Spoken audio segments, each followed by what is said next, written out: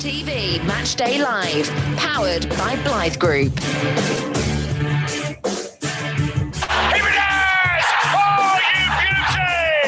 Jota on the volley, oh my goal! That is simply stunning! Davis takes 2 touches. Oh my word! Oh, you are kidding me!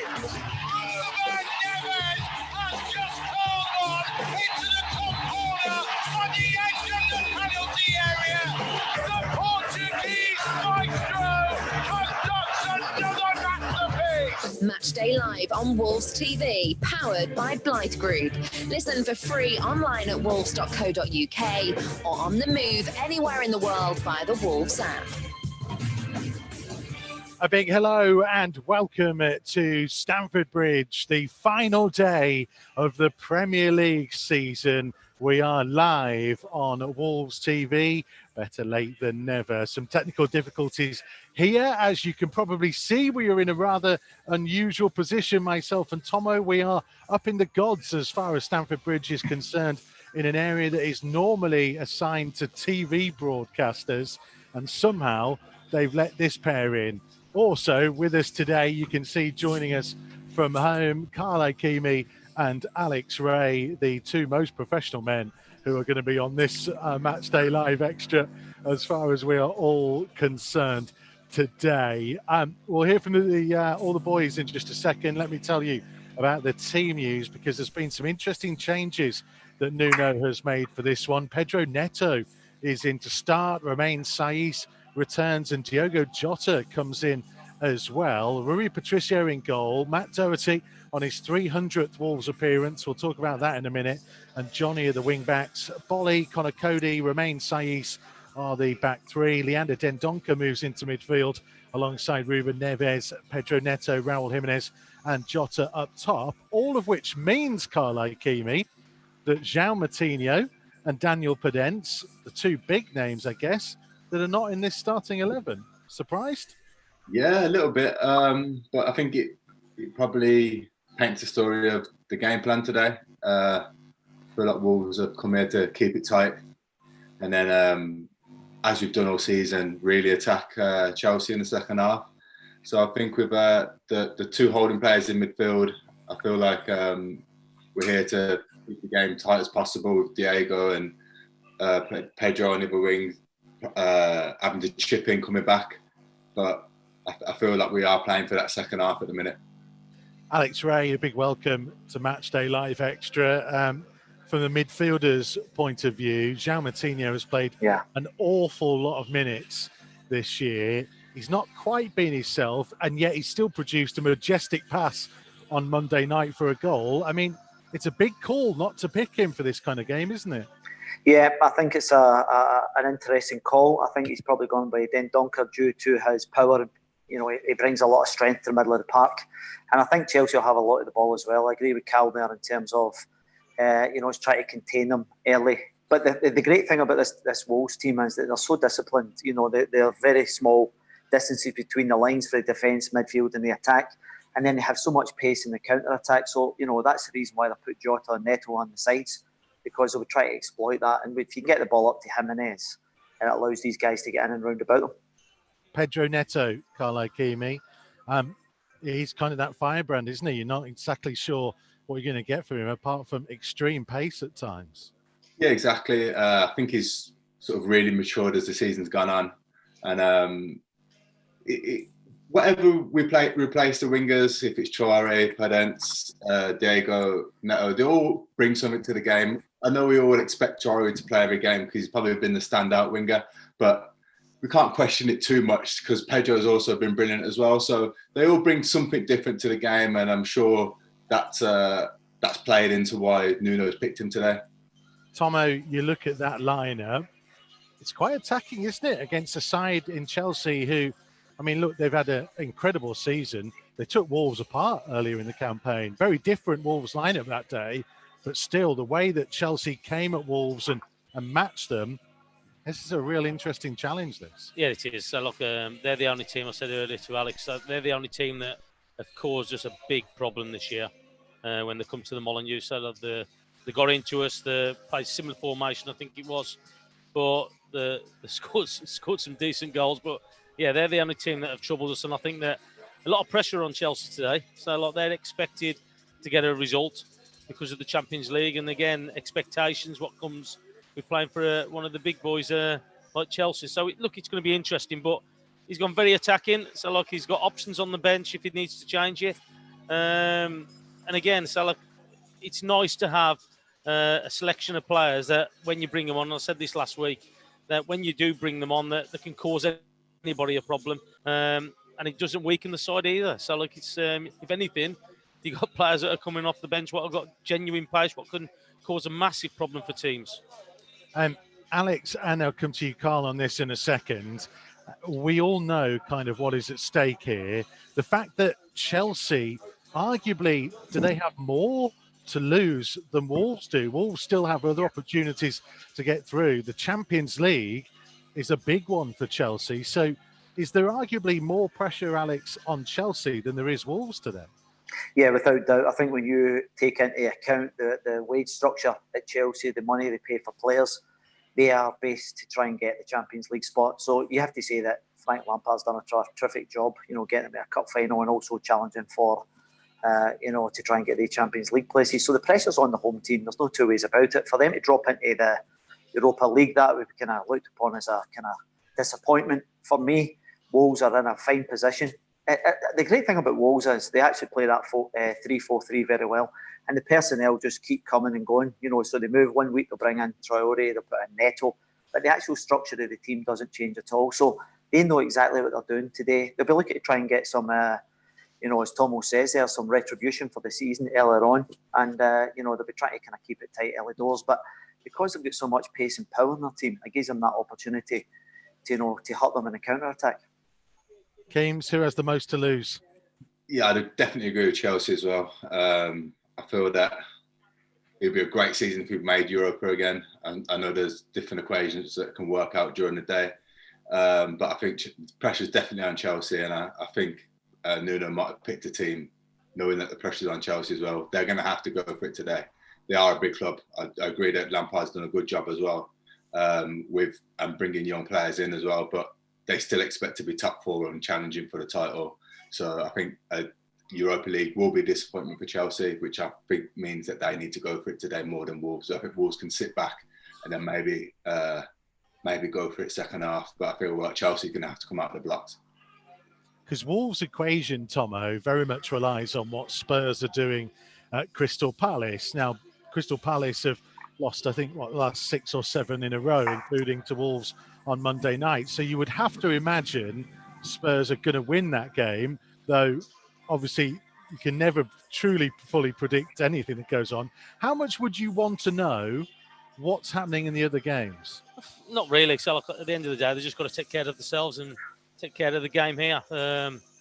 Look, I said last week, I know Crystal Palace have lost 6 or 7 on the bounce, but they are a difficult team to beat at home. So it's a strange time side. They make it very difficult for teams when they come. And I think Tottenham will find it difficult today. So, look, I know they're chasing it.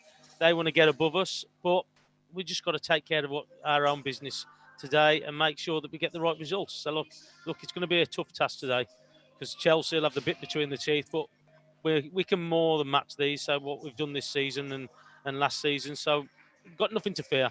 They'll go out and play their normal game. They won't panic. They'll just keep playing and just let teams have. Somebody asked me earlier, do you think they'll let them have it, let Chelsea have the ball long periods of time? I think they will. I think they'll be happy just to sit back and just let them have the ball as long as they don't get into areas what they're going to cause them a problem. Keames, very quickly on this point, would you want to know what's happening elsewhere? I don't think it matters. I think we need to just stick to what we need to do today. Palace have got to win one soon, haven't they, as well? So.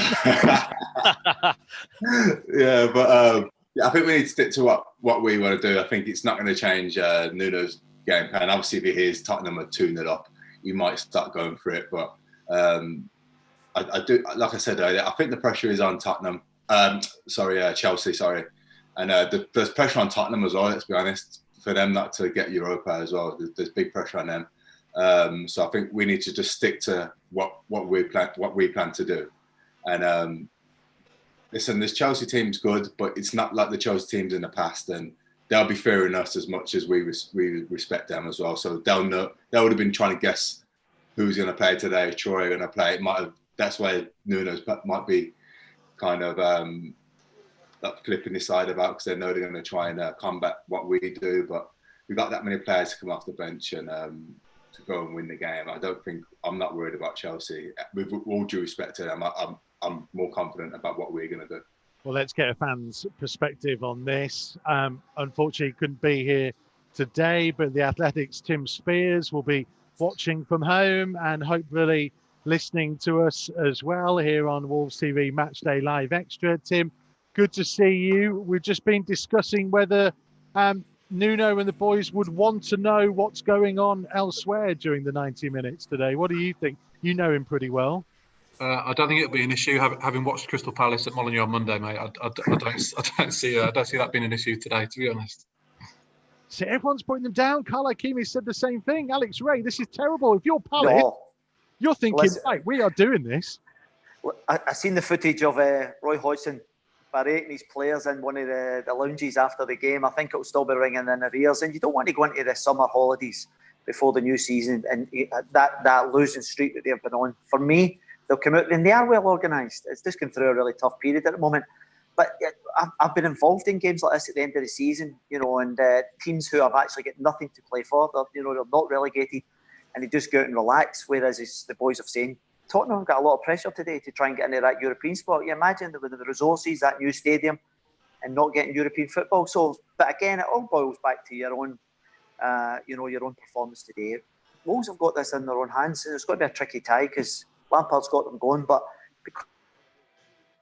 I think you'd like to think that they have enough to get the result they're looking for. We're going to bring in another former Wolves man in Stephen Hunt. As we do so, Tim, the consensus from the boys here was that the pressure is more on Chelsea than Wolves today. Chelsea have more to lose. Do you agree with that? Yeah, definitely. And Wolves will try and prey on that. If it's 0-0 or 1-1 with 60 minutes, 70 minutes gone, Chelsea will be nervous. If they lose this game, they could be out of the Champions League. So it's arguably a bigger game for them than the cup final next week. Really, when you talk about the money involved and moving this project forward to Chelsea. So yeah, Wolves will look to prey on that. And do you know what? They're so good at doing that. They're really good away from home against the big six. They've got fantastic results this season away at Man City, at Spurs, at Arsenal, and of course they've got should have won at Chelsea last season as well. They'll sit deep, they'll soak it up, and they've got that pace on the break. They'll really trouble Chelsea today. It's going to be a good game. You might be able to see that another legend has joined us. A big hello to Stephen Hunt. Yeah, we mean you, my friend. How you doing, guys? Afternoon. We're just talking about kind of final days are nerve-wracking. You've been through it. We've just actually been talking to the boys about whether you would want to know what's going on. You went through the ultimate final day roller coaster. What is it like as a player? Yeah, as a player, I think as you go through the game, you'll get little signals from the manager or players, or you just get a feel for what's needed in the game. Listen, on the day at Blackburn, it was more the crowd singing one goal than anything else. Luckily enough, I was on the far side where Mick, I can't hear Mick, so at the dig, you know what Mick's like when you play beside him. He's shouting at you and he's at you, but all for the good. So on the day, it's important that the players stay focused. I think Wolves have a set way of playing which will suit them today, and I think you're right. I think Chelsea will be nervous, and hopefully Wolves will get the victory. One of the big reasons we wanted to get you on, Hunty, was today is Matt Doherty's 300th Wolves career appearance. I know he's a man that you know incredibly well and you speak to him a fair amount. How proud do you think he will be at reaching that landmark? When we spoke to him on Monday night, he wasn't really aware of it.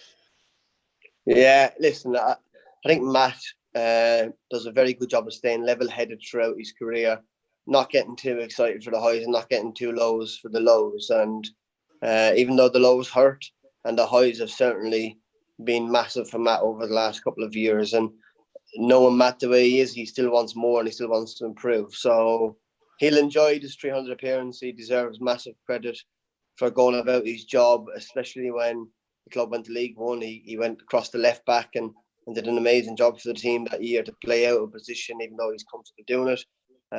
Sums him up as a character. As you say, he probably wasn't even aware of his 300 appearance, but at the same time, he goes about his job being Matt Doherty every day. You guys know in the media, he's very on the same level a lot of the time, apart from when he's watching Tiger or playing golf with me and getting beat. So he's good sport. Carl Ikeme, you know him incredibly well as well. I mean, he has been. I often feel he doesn't get the credit he deserves. I know we touched a little bit on this on Monday night. He has been such a servant for a decade in a time when you don't necessarily see that all the time. Yeah, of course. Yeah, I think for him to obviously come over from Ireland as well. You know, I've seen the whole progression from the start, and he's carried on improving, and then in the past 2-3 years, he's just rocketed, and I'm delighted for him. I think, like Hunty said, he's very level-headed. He's never too excited, never too down, and I think it's a testament to how he's come on in the last couple of years as well. I think he's not got carried away thinking I've made it. He's wanted more, and I feel like that's why we've started to see the performances now. And like we said last week, he doesn't really get the credit he deserves sometimes, and it frustrates me knowing him and frustrates me watching him play, because I know how brilliant he is. I know how many goals he's scored this year. I know what shift he puts in for the team, and I do think it's a massive part of how Wolves play, and a massive part of how we go forward. And I'm delighted he's got his 300th appearance, and I hope it's many more. I mean, Alex, Rae and Tim can come in on this as well. It's one of those, isn't it? Every team needs people like Matt Doherty, like Connor Cody, like Johnny, who are going to produce for you week in and week out. On you go, Tim. You go, mate. Well, I mean, but he's not just a kind of a 7 out of 10 solid player. I mean, his contribution in terms of goals and assists. I mean, he's scored more goals than Adama Traore this season, which you wouldn't think, would you? But he's, like Keem says, he's so level-headed. I think only Trent Alexander-Arnold's got more goals and assists in terms of a right back or a right wing back in the last 2 seasons, which just shows you. And I think he's one of them. If you took him out of the team, you'd see what Wolves are missing. He's so consistent week after week. Yeah, for me, when you get a fullback that's getting 8 goals, and then as you mentioned earlier now, Tim, about the assists also, but it's the level of performance and the actual balance he brings to this particular style of play. He's bombing up and down that right-hand side time after time, and as wide players playing against him, it must be a nightmare, because he's just so athletic and he charges modern-day fullback, and he's causing all sorts of problems. So I think when you consider the level that he's gone to in the last couple of years, I think the most important thing for me is that the manager, he will recognise his worth, and and the supporters should do so also, because you're looking at a guy at the top of the game, because when you're classing him to Trent Arnold, then that's some accolade. Right, we are just about with the teams to come out in just a second, so I'm going to go round very quickly, and I say that because Chris Iwelumo is trying to join us, and we know that he likes to take up a bit of time. So very quickly, prediction time from you all. I'll start with you, Stephen Hunt. Yep. 2-1 Wolves. So quick enough. There you go. No messing about. Well, you said listen. I know what Looms is like, so he deserves the microphone. It's a big game for Wolves. Listen, 2-1, and then hopefully to top it off, Matt will score the winning goal. I do think Chelsea will concede some goals. So yeah, Wolves win 2-1. Alex, Rae, what are you saying? Yeah, I'll go for 2-1 as well. Tim? I just fancy them. I just fancy them a day, Tim. Yeah. I think if you can feel it. I think I'll go 1-0. Yeah, I do fancy him as well. Definitely. Prey on a few nerves. Late winner, Traore set it up for Jimenez, I think. Keems? Oh, you've just nicked my results. We have to do 3-1 Wolves now. We have to be adventurous. 3-1 Wolves. Comfortable win. and 10 seconds from Chris Iwelumo. Prediction, please. Come on, the Wolves! 2-1 Wolves for me. Come on! Absolute shambles that Looms has gone off to Swansea instead of watching our game today. But he just wanted to be a part of Matchday Live. He wanted to be a part of Matchday Live. Tomo, your prediction? I'm going to agree with Carl. I'm going for 3-1 Wolves. Oh, there's the lad. Right. Chris Iwelumo, final word. Ian Danter, what's the score today? Wolves, Chelsea. Wolves 2-0.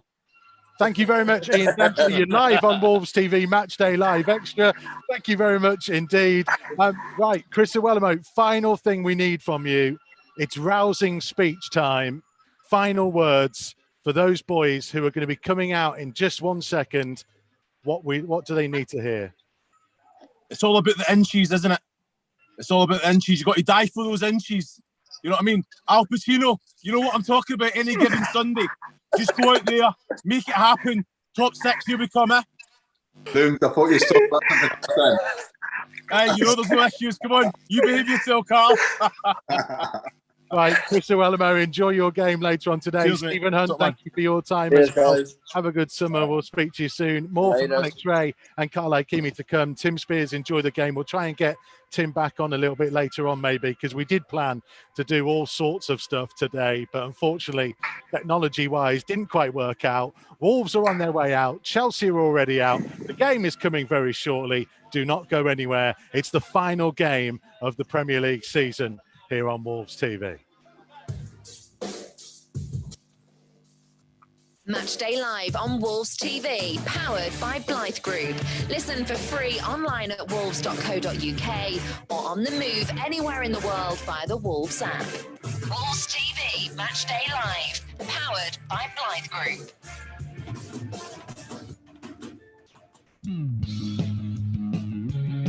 This season, the Old Gold Club and Wolves TV Matchday Live are powered by Blythe Group, an industry-leading construction company and family-run business since 1982, driving investment and infrastructure across the UK. Blythe Group's mission is to provide an unrivaled service based on innovative, bespoke building solutions and comprehensive customer support. If you're a skilled tradesperson and you want to join the team that powers our team, contact their bases in Wolverhampton, Manchester or Maidenhead via theblythegroup.co.uk. Blythe Group, big enough to deliver, small enough to care. Wolves TV, Matchday Live, powered by Blythe Group. 366 days after the 2019-20 season officially began for Wolverhampton Wanderers, here we are with the final game of the Premier League season, match day 57 of the campaign for the Old Gold, and there is still at least one more, hopefully, possibly up to 4 more games to come of this incredible roller coaster year that we have all experienced. It comes down to the final day, all the drama that you could want to see. Wolves know what their task is, win the game here today, and they will be back in European competition again next season. Yeah, so look, it's a big game for both teams, but as we mentioned earlier on, I think that the majority of the pressure is on Chelsea to make sure that they get some kind of result, well, a win this afternoon. But as we've seen before, many a time, we've got more than capable of causing a problem. Well, everybody will take a knee as ever, as you are well aware and have seen at plenty of games since the restart, the all-important message of Black Lives Matter. And we are underway at Stamford Bridge with Wolves in gold shirts, black shorts and black socks, playing from left to right as we look at it first half, attacking the Matthew Harding stand away to our right, defending the shed end away to our left where the Wolves support would normally be, and the west stand on the far side. We are right up in the gods of the east stand, up in where an area which would normally be for the TV broadcasters. But given the need for social distancing, the radio broadcasters are up here. You might be able to hear our colleagues from TalkSport in the background, just on the row behind us. But we will bring you the most biased commentary you could ever hope to imagine. Don't know what you're talking about, Michael. Chelsea in blue shirts, blue shorts and white socks in half the pitch, bathed in sunshine as a ball through for Giroud goes all the way through to Rui Patricio, who's in the Wolves goal in all green. Bolly, Cody, Saiz, Doherty and Johnny, the wing-backs. Dendoncker and Neves in midfield. Neto, Jimenez and Jota up top. Chelsea making a change. Willie Caballero is in goal. Cesar Azpilicueta, Kurt Zuma and Antonio Rudiger are back three. Reece James and Marcus Alonso, their wing backs. Mateo Kovacic and Jorginho in midfield. Christian Pulisic, Olivier Giroud and Mason Mount are their three up top. On the Wolves bench, Ruddy, Jordao, Pedence, Gibbs-White, Matinho, Vinagre, Traore, Kilman and Burr. Chelsea have Kepa, Christensen, Barkley, Abraham, Pedro, Loftus-Cheek, Hudson-Odoi, Fikayo Tomori and Emerson.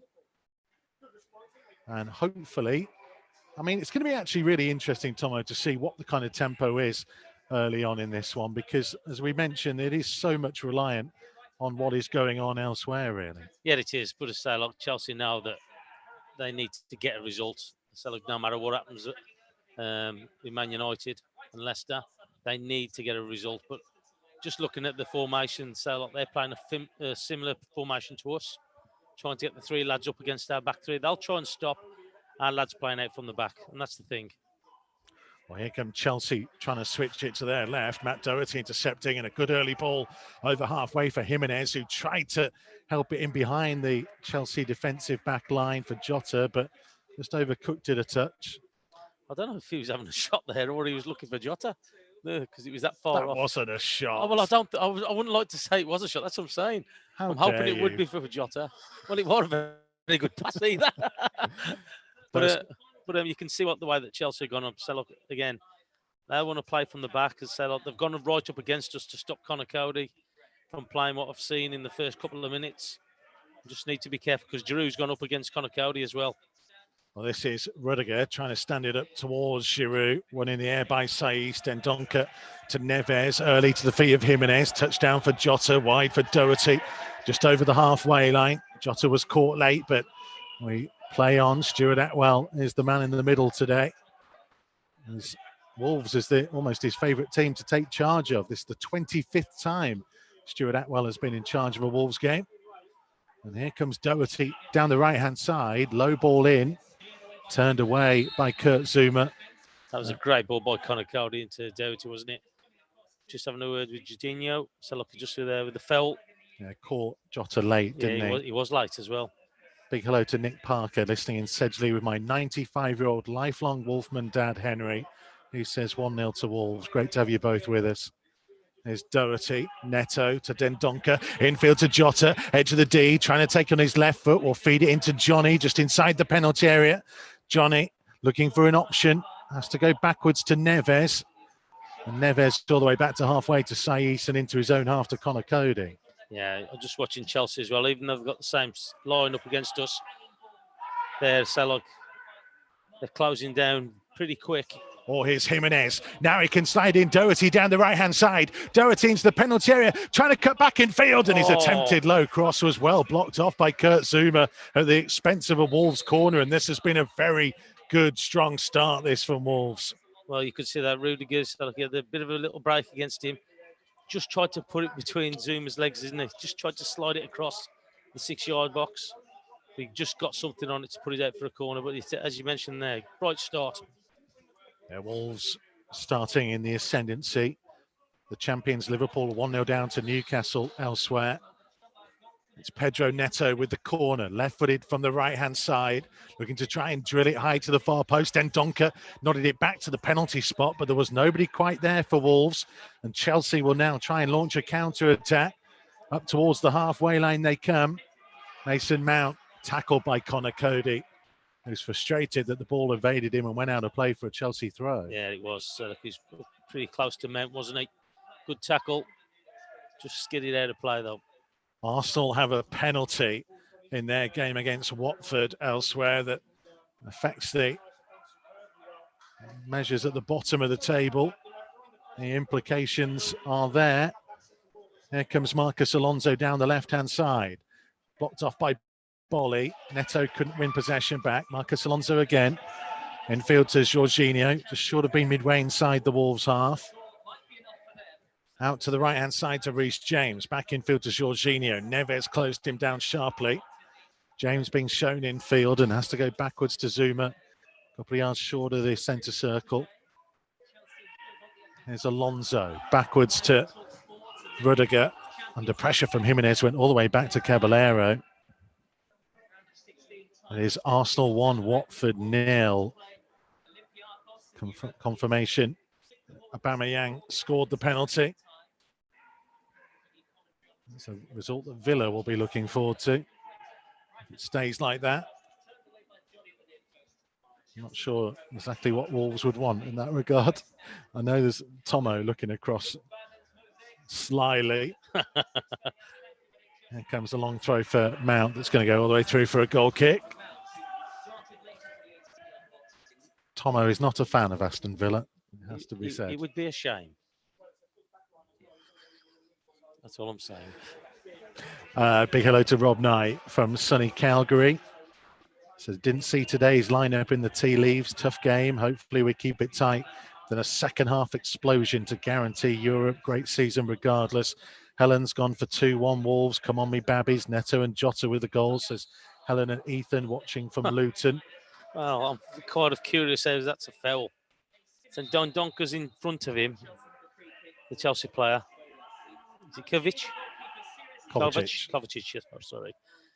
And he's come through the back of him and given a foul against him. Surprised. Jorginho having to play it back to Kurt Zouma. We are, say, up in an unusual position, so we don't have the usual TV replays that we would have if we were down in the normal press box. Here's Johnny. It's been caught by Reece James a touch, and it will be a Wolves throw, just short of the halfway line.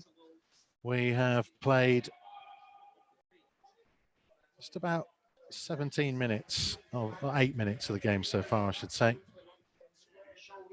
And Wolves making a decent start of this. Johnny with a throw on the left-hand side, just stealing a few yards over the halfway line, tried to go down the line for Neto, cleared into the Wolves half. Neves there first, the loose ball back to Saiz for Johnny, just helped over the halfway line, but both sides giving possession back to each other a couple of times there. Long ball for Jimenez. Flagger stayed down against him, one in the air by Azpilicueta though. That was unlucky, wasn't it? Jimenez just pulled on the shoulder. Pass to Liqueta. So it was just a bit unfortunate. Just didn't carry enough, did it? It was a good spot. Well, this is Antonio Rudiger for Chelsea. Infield to Zouma for Azpilicueta. Mount. Try and chase it down the line. Good sliding challenge from Saiz. Not only won the ball, but kept it in. And now Jimenez just couldn't quite control it in the centre circle. Yeah, he's not happy, Mount, about the tackle. I thought it was a great tackle.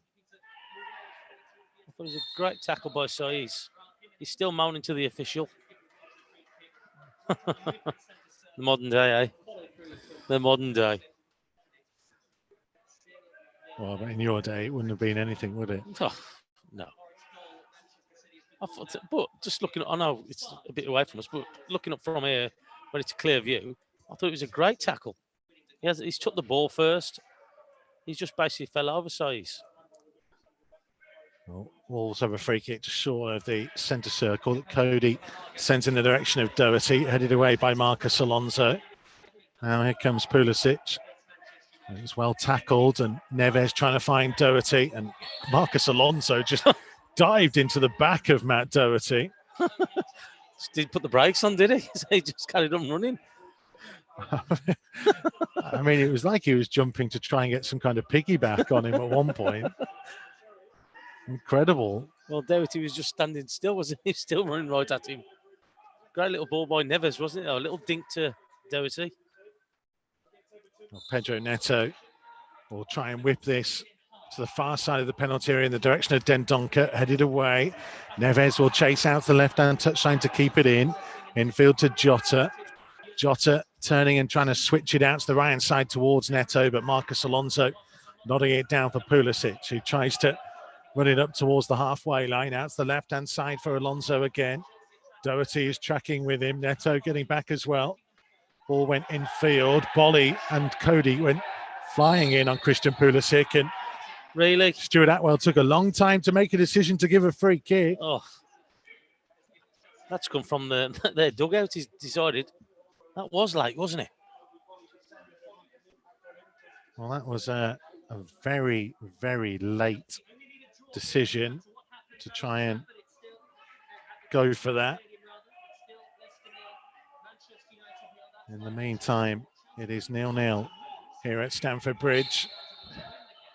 Here is Mason Mount to try and deliver the ball into the penalty area. And it was flicked on by a Chelsea head, Reece James. I think he was who got to it, but behind for a goal kick wide of the far post. Yeah, it'd have been just there if they'd scored or got anything out of it.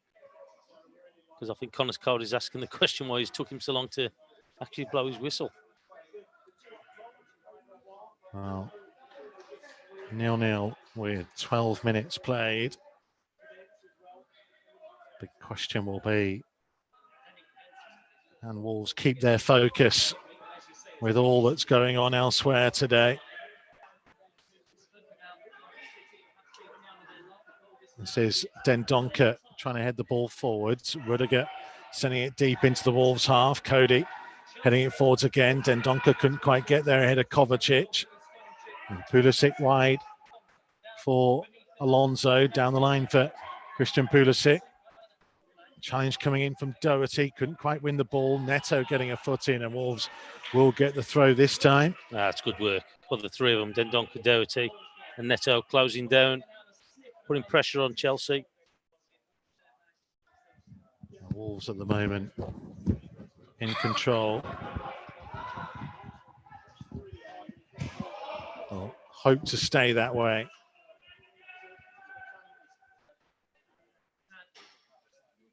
But it is one of these scenarios. Right, Doherty getting a block on Mason Mount. The interesting element of not having a crowd in as well. Jimenez with a flick on. It's given Jota something to chase. Forced Zuma to hook the ball high over his head. Handball by Reece James on the halfway line. Yeah, it's quite evenly matched at the moment, isn't it? So both teams are cancelling each other out at the moment. Even though Wolves have probably had the better of the opportunities or the more the threat going forward. It's Bournemouth have a penalty, by the way, at Everton. So were Villa to lose, then Bournemouth, if they go in front and stay that way, would be the team to stay up. Here comes Raul Jimenez, fancied a dig from distance, charged down by Zuma. Jimenez to Jota, forced to Doherty, who's the most advanced man, and left forward position for a moment. Couldn't quite get there, but Wolves get the throw. Yeah, he's gone inside, hasn't he, with a little ball around the corner to Jimenez again and just follows his pass. Just found himself in the left-hand side of the penalty area. Chelsea nil, Wolves nil at Stamford Bridge. Johnny with the throw on the left-hand side. Pretty much midway inside the Chelsea half. Down to Jimenez, trying to switch the play. Doherty, what a good sliding effort to keep the ball in and find Neto. To Neves, back to Bolly on halfway for Neto again. Then Dendoncker is ahead of him. Neto backwards to Cody. Looking up and looking for an option downfield. Turning back and finding Willy Bolly. Bolly out to the right side to Doherty. Early on to Neto. Trying to skip away from Marcus Alonso. Back in field to Doherty. And he's set off down the line, but Doherty's ball was too far ahead of him. Tottenham lead at Crystal Palace. Harry Kane has got the goal. So Wolves need to find something now. We knew things would change. And it is Spurs going above Wolves into sixth as things stand here, Tomo. Yeah, so look, I know you've all thought that Tottenham were going to beat Crystal Palace. And again, we've said Wolves have just got to take care of things in their own game. If they win, they stay above Tottenham. We know that Crystal Palace is having a bad run. And it's still an over. Long time to go yet. It can all change as Doherty finds Jota. And you would say at the moment, Wolves have looked the more likely to get the breakthrough here. Well, they have. So look, I think they've looked like the more of the dangerous side going forward. Here comes Neto, looking to drive forwards, just outside the right side of the penalty area. Flick the ball off Rudiger and gets Wolves a corner. Again, so they've got Chelsea on the back foot, haven't they? So Neto's linked up well with Jimenez and Doherty down this right-hand side. He's not lively. Tim Bowen saying everyone's so optimistic today. How many beers has Big Looms had before the game? Here is Pedro Neto, left-footed corner from the right-hand side, looking to try and whip it into the near post, and Saiss wasn't far off from connecting. Neves with a left-footed half volley, blocked away. And then Jimenez chasing out to the touchline will settle for a Wolves throw, which he takes quickly down to Neves. Neves turning and pinging the ball out to Neto. What a stunning pass. Neto just miscontrolled it, and it took it behind for a goal kick. And it's unfortunate because that pass from Ruben Neves was absolutely world class. Yeah, it was a shame, wasn't it, that he's usually neat and tidy as well, Neto. Great ball from Neves again. 60, 70-year-old ball diagonal. Straight to his feet. Just unfortunately, just miscontrolled it with his weaker foot, I should say, his right one. Big hello to Susie Perry, who is listening to us on her way back to Wolverhampton. Big long kick forwards that Giroud headed on. Bolly back towards the centre circle. Neves will nod it down for Johnny. Early one into the channel for Jota to chase, and Jota showed a good amount of pace there. Just Zuma only just got there in front of him. Yeah, I think Zuma just had the head start on him, didn't he? It's a good ball. Here comes Rudiger. We've played 18 minutes of the game so far, and it is still 0-0. Here's Zuma to Rudiger. Neto will try and close him down. Wide for Marcus Alonso on the halfway line. Pulisic back to Alonso, deeper into his own half to Rudiger, who will look to knock a long diagonal one for Mason Mount to chase. And Saiss tried to get something on it, goes all the way through to Rui Patricio. Well, he's saying that he was felled by Mount, didn't he, Saiss? Because he looked, for me, I don't know what happened, but he looked comfortable to head the ball, and all of a sudden just got caught underneath it. So I don't know if Mount did just give him a little nudge to block him off. But he went through to Patricio anyway. Don't forget to use the hashtag Wolves Live if you want to get in touch and have your say as the game progresses. The ball has gone out of play between Doherty and Alonso. Chelsea throw. So Spurs lead, Bournemouth lead, Arsenal are in front against Watford, Man City lead against Norwich. Lots of goals starting to go in elsewhere, but key game as far as Champions League is concerned, Leicester, Man United 0-0 and Chelsea Wolves 0-0. It's such a shame that, but for a debatable, highly debatable penalty decision at Burnley, we would have been in the shake-up for the top four as well. Well, you look at that. Penalty at Burnley, late goal against Sheffield United. So it's ifs and buts, isn't it? So it's a shame. But again, so look, I think they've had like a great season again. I think they've played really well considering the amount of time that they've been playing. I know we've had the break, we've locked down, but full year playing football is a long time. There's Rudiger over halfway for Alonso. Bolly tried to intercept it, but it actually bounced off Dendoncker, unfortunately. Saiss stepping in to win possession back. Neves forwards, but straight between Jota and Jimenez, and just not quite sticking in the last 2 minutes or so. No, it's not, but they've done well to just nick the ball, haven't they? So they've got themselves into positions where they've been able to put a challenge in. Here is Kovacic trying to switch the play across the halfway line for Rudiger. Wide out to the left-hand side to Alonso. Alonso looking to run at Doherty. Pulisic stood on the ball, and that allowed Dendoncker and Bolly to nip in. Jimenez lost possession to Zuma. Here comes Pulisic again.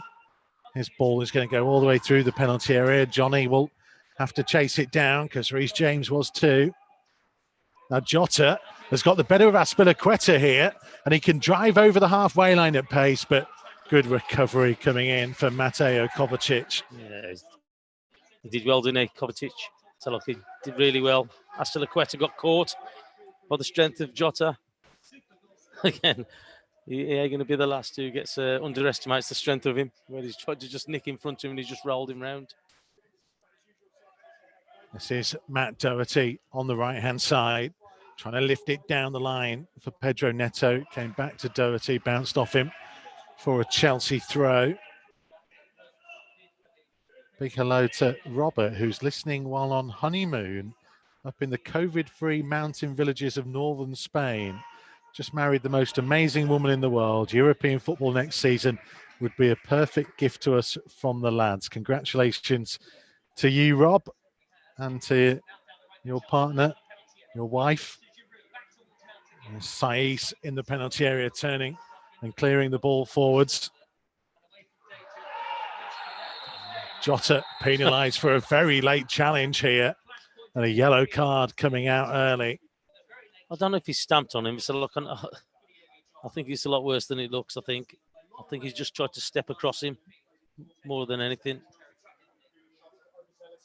Yeah, it was one of those where, again, having muscled Azpilicueta out of it last time round, clearly trying to do something similar.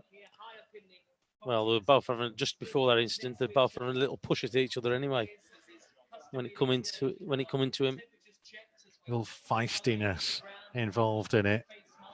Well, Should say, by the way, congratulations to Rob, and also the fact that he's married someone who's allowing him to listen to Wolves on his honeymoon. Yeah. She might be a Wolves fan as well.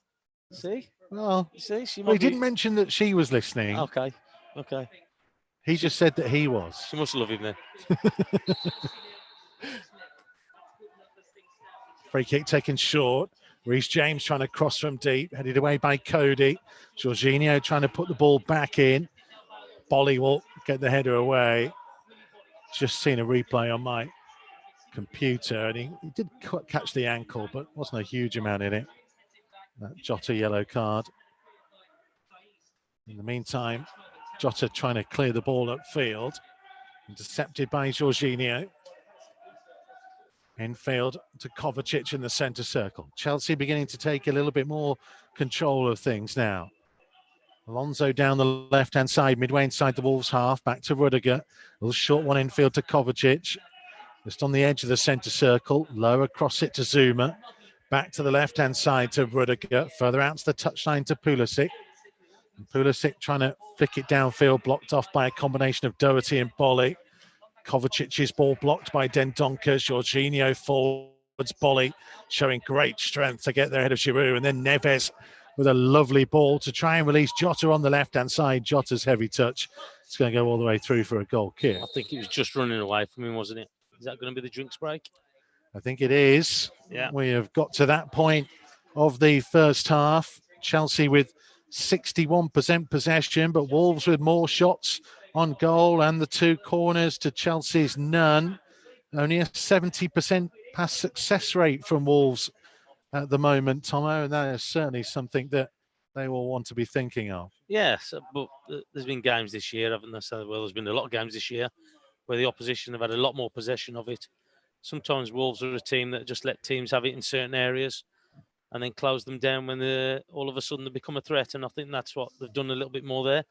If anything, I think the Wolves have had probably the best chances at getting forward and into the Chelsea penalty area. I think the Wolves have kept them at bay a little bit. I say they've had a little bit more possession, but I think that Wolves have just kept them at bay a little bit better than Chelsea have. Well, let's get the views of one of our pundits watching from home. Carl Ikeme, what have you made of the first part of the first half?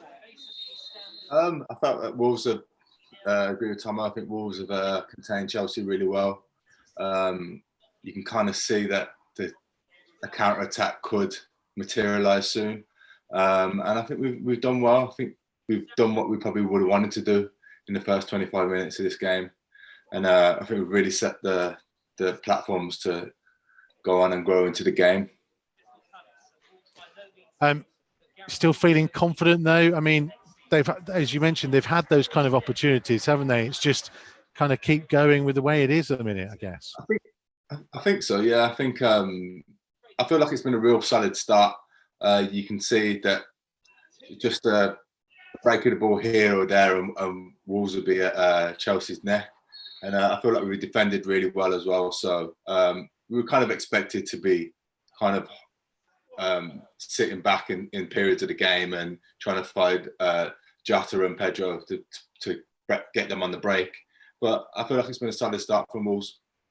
Hopefully it will continue. Carl Ikeme, thank you very much indeed. More from Keames and Alex Rae to come at half-time. 0-0 here at Stamford Bridge. There has been another goal elsewhere. Arsenal lead by 2-0 against Watford. So it looks like Watford's tenure in the Premier League is coming to an end. Oh, how things have changed since that comeback at Wembley in April last season. Wolves could be heading for a second consecutive year of European football. Although they would have to get a winner here as things stand. But Watford heading for the Championship.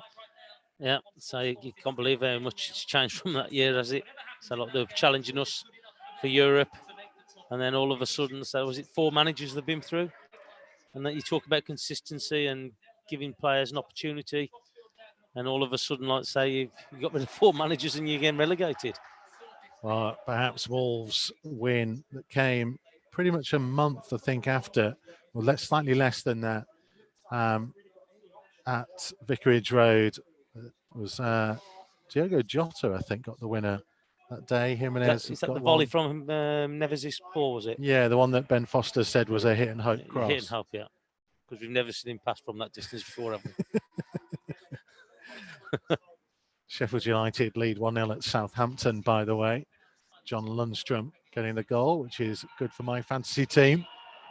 I thought I was wondering why you were smiling.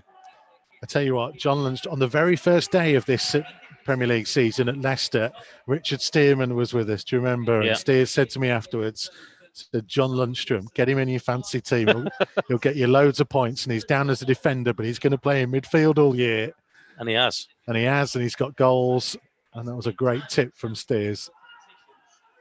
Big high ball forwards from Jimenez. Alonso with an awkward header to the midway point of his own half. Jota trying to nod it down. Pulisic just hooked it high in the air.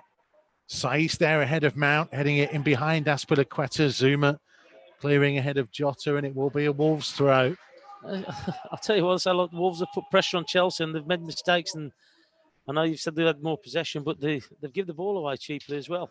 I think that's from the hard work that Wolves have done to close them down. Here comes Johnny down the left-hand side. Jimenez is with him for support infield. Johnny will settle for a throw. Level with the edge of the penalty area, taken quickly backwards to Jota.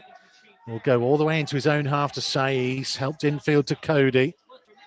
Cody back to the left-hand side to remain Saiz. Saiz trying to find the feet of Jimenez, who a little bit casually tried to flick it to Jota. Saiz has gone chopping through. Well, I don't think that's a foul. Pulisic jumped up incredibly quickly. Well, I don't think that's a foul. I think he's got the ball there. Again, look, so if it's a foul, I understand that. But I think sometimes when players get penalised for actually winning the ball. Big high ball from Zuma that's going to go all the way through to Rui Patricio. By the way, if you want to join in, we will at some point have a conversation of our goal of the season, player of the season, moment of the season, and your unsung hero. We'll get the views of our pundits probably after the game. There's Doherty with a flick forwards. Jimenez trying to help it wide behind Neto, and that'll play for a throw. Giroud outmuscled by Bolly again. Dendoncker, Jota's ball flicked infield, intercepted by Kovacic. Back to Zuma. Now here's Rudiger. Right to the left-hand side for Alonso. Infield for Pulisic, who will try and help it forwards. Cody will get there ahead of Mason Mount and clear it towards halfway. Jorginho surrenders possession to Neto. Doherty flicking forwards. One in the air by Zuma, who clattered into Raul Jimenez. Both players have stayed down, and they'll need a bit of treatment there. And question mark of whether that should have been a Wolves free kick, Tom. I don't know. I think Jimenez just got caught underneath him, I think Zuma's just gone up for the ball. I think he's just got caught underneath it, and he's coming through, and he's just caught him on the back of the head, unfortunately. Well, Zuma's still down as well. Well, halfway. We have played a fair amount so far. We are half an hour into the game, just about 31 minutes into it. I say at Mikey Burrows, at Wolves on Twitter, use the hashtag WolvesLive to have your say and get a shout out. That's what Hayley's asked for her and her mate Mike and her 2 daughters, Charlotte and Gracie, watching the game at home and hopefully tuned into us. And I mean, whilst there's still treatment for Raul Jimenez here, and a little bit of concern actually from Wolves' point of view, because he's stayed down and seemed to be moving all that well. Well, he was clutching the back of his head. That was a concern. Oh, Zuma lands on him. That's Yeah. why. And I think it's almost that he lands on him and forces his head into the turf, which might be a bit of whiplash in there. Stuart Atwell just having a bit of a chat and looking over. But real concern for Raul Jimenez. Well, he's sitting up now, which is good. And say the unusual situation that we are in the TV gantry rather than the press box downstairs. That, you know, when you had to go through all sorts of levels of security to get in the stadium today, and temperature checks as we've had at all the games so far, and that's why we were a little bit late starting off. But I have to say, our producer Yanni may just have saved the day with a lovely little bit of Tupperware with some Jaffa cakes in for you, Tomo. How kind is that? How kind is that? I mean, I'm not sure whether they were actually for him or for us. I was going to say, he never mentioned anything, so I didn't know. He put them kind of close enough to me that, and he knows me well enough to know. Was he just emptying his bag? So like that, I'm watching he's emptying his bag and he realised by accident he's put them down. Can't retract them now. That's it. They were gone. That's it. Big hello to Cy Kirby, by the way. Says, come on, Wolves, put the icing on the cake. Great season anyway. Proud of the lads. Let us know what you think. Your player of the year, moment of the year, goal of the season. Unsung hero as well will be an interesting one. I mean, we once did a vote where Connor Cody won both player of the year and unsung hero.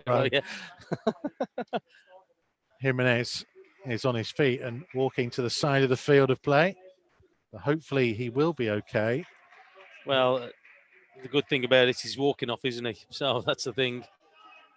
Might just be a little bit dazed, I think.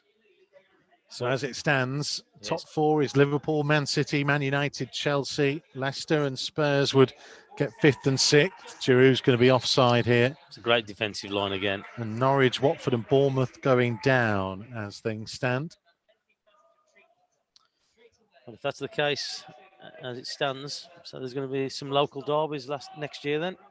We need a Wolves goal, or we need a Crystal Palace goal. And some people asking for a West Ham goal. It's certainly not going to come from Watford, who are now 3-0 down to Arsenal. Pierre-Emerick Aubameyang with another. Yeah, well, big hit from Man City, wasn't it? The goal difference, wasn't it, the other night? What changed it all? Yes, Johnny with a throw, midway inside. 18 goals have scored past Watford in the last 3 games. Was it Man City? Yeah. I mean, incredible turnaround, really, what's happened there, even since the restart. It just actually goes to show you how well Wolves have done just to maintain the level. And I know there are some who will look at tables where VAR not in action, Wolves would have been third. But I think there's only, I was having a look at the table the other day, and I think there's only Liverpool who've lost fewer games and conceded less goals. So Wolves, I think it was 38 goals. So look, so you're looking at that. It's only goals for that they've been pretty low on, but goals against they've been brilliant. There's a couple who've conceded fewer: Liverpool, Man City, Man United, Sheffield United. But you're right, Wolves have had a great spell and a great season, and they're going to get more points than last year, scored more and conceded fewer, which is pretty much all you can ask from them. Yeah, Jimenez is clattered into again. And they always say the second year is the hardest year, isn't it, in the Premier League? And they've proved again that they've got the quality to compete with anybody. They are 34 points better off than at the same stage in the relegation season of the Premier League. That just goes to show you. Going into the game today, Wolves had scored 4 more goals in the same stage last season and conceded 6 fewer with 2 more points. If you talk about progression, when you take into account the amount of times Wolves had to play Thursday, Sunday this year with the Europa League, which we are still in. And the amount of games they've played as well. I say still one more to come on Wolves TV Matchday Live. the second leg of the Olympiacos tie. And then if we get through, it's Germany. There's Antonio Rudiger up towards halfway. Maybe the tempo of the game just being taken out by that injury to Jimenez and a little stop-start nature in the last few moments. Header infield by Pulisic. Dendoncker flicking on. Jota couldn't quite outmuscle Azpilicueta. What a good sliding challenge by Dendoncker again, though. They've done that well in the first half. I think in all areas of the pitch, I think they've done it really well, where they've closed Chelsea down. Doherty keeping the ball in. Back infield to Neves. Nice turn away from Giroud inside his own half. And then nonchalantly scoops the ball over Mount to Saiz. Jota couldn't get control from Johnny's pass, though. Here comes Pulisic through the middle of the Wolves half, trying to feed it to Marcus Alonso. Up to the edge of the box, Alonso trying to strike, blocked by Willy Bolly and out of play for a Chelsea throw. Yeah, I think Doughty just put a little bit of pressure on him from behind as well. But great block from Bolly. There's a throw by Alonso. Or Jimenez trying to steal it away from Rudiger. And if he looks up, he's got Jota making a break through the middle, and he just hesitated a touch too long. And he allowed Azpilicueta to get back and intercept. Oh, he just needed to put it in front of him, didn't he? Still a little bit behind him.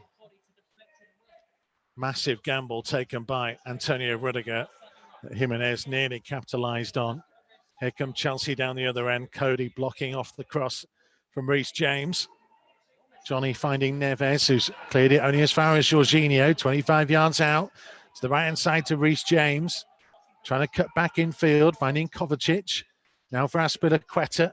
James again, back infield to Jorginho, middle of the half, just to the right of centre as you look towards Rui Patricio's goal. Reece James, back to Jorginho again. Looking, holding his arms out, asking for a Chelsea player to make some movement. Eventually Mason Mount does, and his cross finds Giroud, heads over the top of the crossbar. Not troubling Rui Patricio, still Chelsea 0, Wolves 0. Yeah, well, that's the first time they've got really in between Wolves. Mount just picking out Giroud. I'm surprised that the referee's not having a word with Rudiger. So look after that thing with Raul Jimenez. Yeah, almost tried to hold him back. Yeah, Rudiger was just basically, well, I thought he'd felled him. I know he's played the advantage, but I'm surprised he's not had a word with him. We are closing in onto half time, just over 5 minutes to go, plus time to be added on. Jota with a flick down. Jimenez trying to put it back into a dangerous area in the middle of the Chelsea half, hooked over his head by Azpilicueta, nodded down by Giroud for Mount, but Neves read where he was going to try and turn and took the ball from him. Doherty wide for Neto, trying to hold off Rudiger, who just about got a foot in. Dendoncker winning it again, though. Brilliant. Did really well, Dendoncker. He's done that a few times, hasn't he? Got blocks on it or just got an interception. And it is one of the perhaps biggest compliments we could pay, that these are two very evenly matched teams. Jimenez couldn't quite feed it into Dendoncker, and Johnny and Doherty were committed forwards.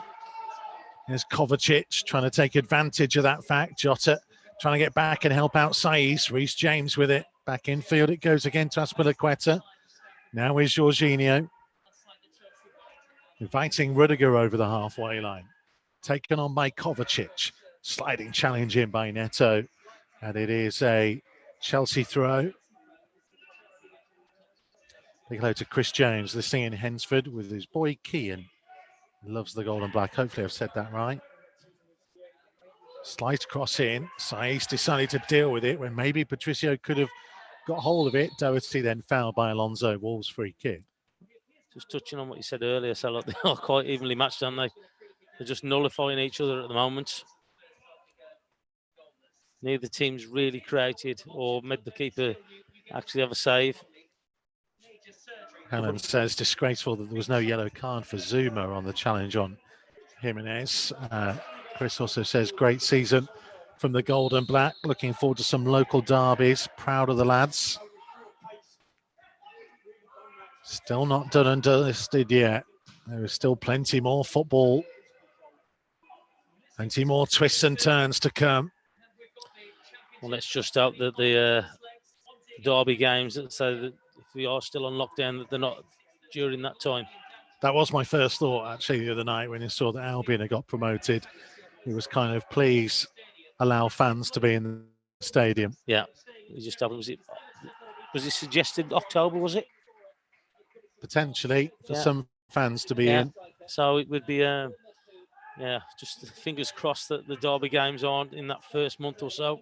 Well, I've covered this football club for 11 years, waited all that time to commentate on a Black Country derby, because back in the day, my old bosses would take priority on that kind of game. So it would be just my luck if there was nobody there. Here's Neto. Out to the left-hand side to Johnny. Looking to run the ball forwards. Neto has made a good run on the outside of him. Found now. Fizzes his cross in. Oh, did that come off the crossbar? Caballero was in big, big trouble. He might have got something onto it, the Chelsea goalkeeper. I think he's flapped it down to him. I think he's actually hit it down with his arm. Well, Wolves end up getting the corner, but Caballero was in all sorts of trouble. I don't think he meant that, Pedro Neto. It's given Wolves a set-piece opportunity that maybe they weren't expecting here. But I think that's the keeper there. He's actually pulled it down into the 6-yard box. Well, Pedro Neto with the corner, left-footed from the right-hand side here at Stamford Bridge. Last couple of minutes of the first half. Jota is an option short for him. Just moving away now. Neto will try and deliver it in towards the far post. Chelsea head it to the edge of the box. Johnny teeing it down. Neves trying to strike it. Couldn't get over the top of the ball. And it was a long way high and wide. You always feel that he's in the game when it lines up like that. Yeah, as it's just coming to him, you're just thinking, just hit the target, because if he does, the keeper's going to have no chance. Was Caballero that palmed the ball down, by the way? Thought it was. Just caught up on my laptop in front of me. So 0-0, last minute of the 45. Here is Rudiger. Big long diagonal looking for Reece James, who has got him behind Johnny here, right-hand side of the penalty area. Low ball across. Willy Bolly had to deal with it ahead of Christian Pulisic and put it behind for a Chelsea corner. And all of a sudden, it's become a little bit end-to-end at the end of the first half here. A little bit of their own medicine. Wolves hit with a 60-yard diagonal ball from Rudiger. Wolves trying to hold firm at this stage of the first half. Corner right-footed from the left-hand side. Wolves have everybody back inside the penalty area. It bounces awkwardly, fizzes again to the edge of the box, and Neto just hooked it high into the air. Jota trying to challenge. Marcos Alonso dived in front of the ball ahead of Pedro Neto, and he's won a free kick for it in a very dangerous position. Wolves are fuming, suggesting that there might have been an arm in there. Well, again, so it's difficult to see from this where the player is. 4 minutes being added on, by the way. They're still arguing with the referee. 4 minutes is what we are going to have at the end of the half. Well, Stuart Atwell put down his spray and then has decided to move it forwards a couple extra yards. And then I don't think he really counted out 10, so I'm not sure that Wolves wall is 10 yards away. No. But there where the spray is anyway. That's all you got to do. Whatever he puts it down, just stand behind it.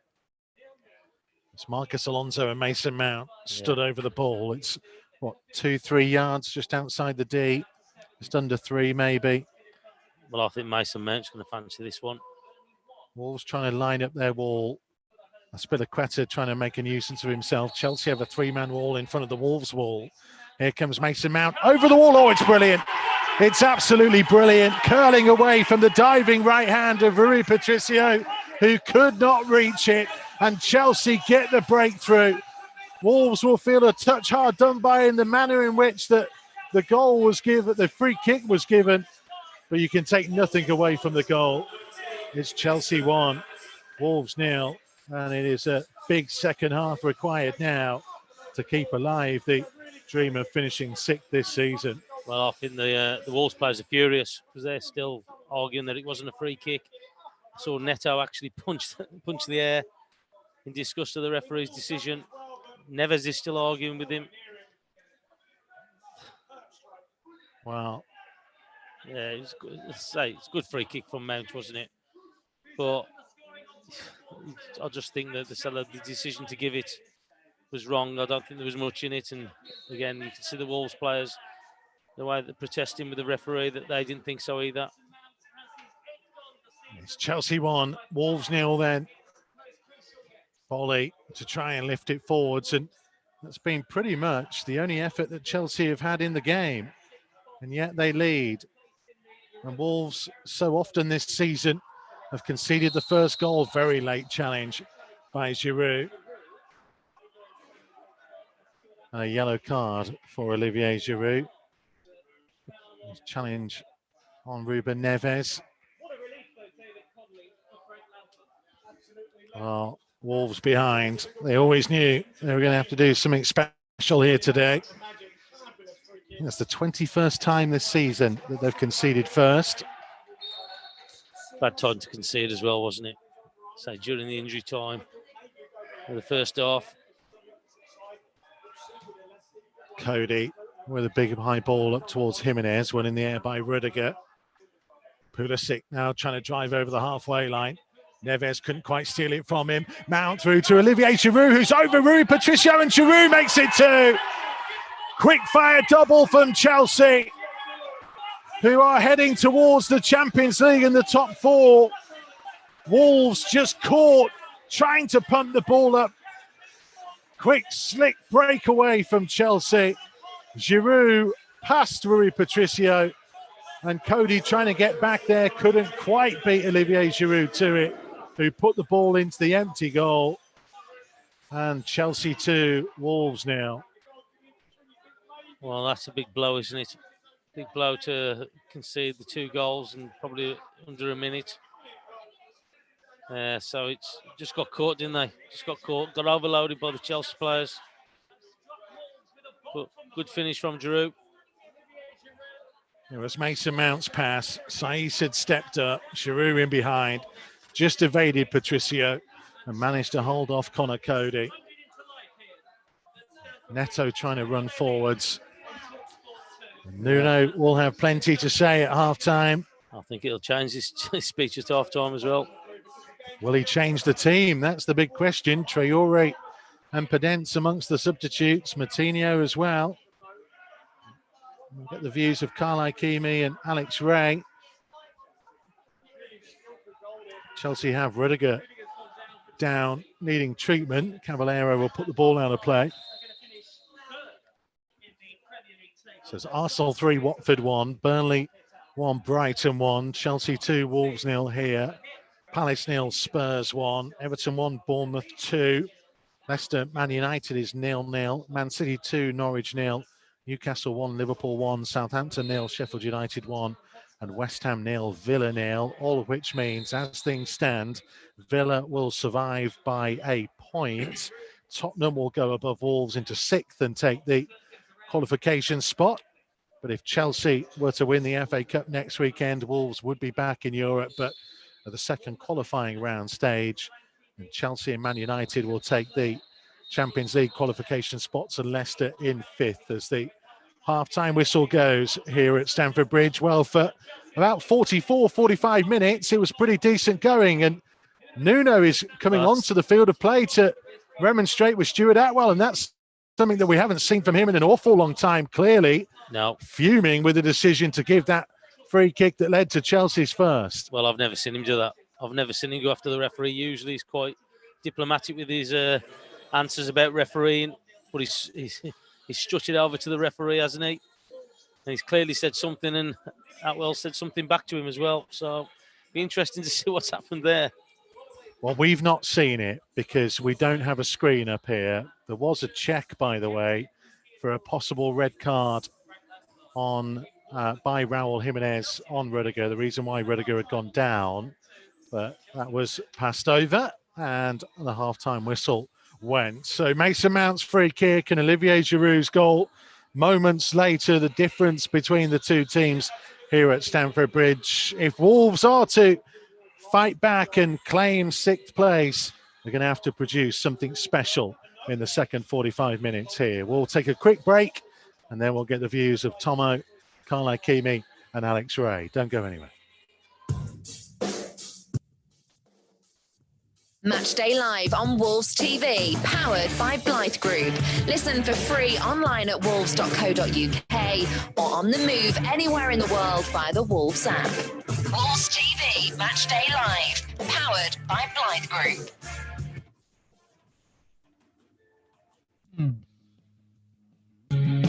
This season, the Old Gold Club and Wolves TV Matchday Live are powered by Blythe Group, an industry-leading construction company and family-run business since 1982, driving investment and infrastructure across the UK. Blythe Group's mission is to provide an unrivaled service based on innovative, bespoke building solutions and comprehensive customer support. If you're a skilled tradesperson and you want to join the team that powers our team, contact their bases in Wolverhampton, Manchester or Maidenhead via theblythegroup.co.uk. Blythe Group, big enough to deliver, small enough to care. Wolves TV, Matchday Live, powered by Blythe Group. So half-time here at Stamford Bridge for 45 minutes. They were doing okay. The added time means that Wolves end up being 2 goals down. Let's get the thoughts of our pundits watching from home. Alex Rae, what did you make of that first half? Yeah, I think it was fairly even up until you said there the last 44 minutes they did ever so well. You know, they pressed the game very well.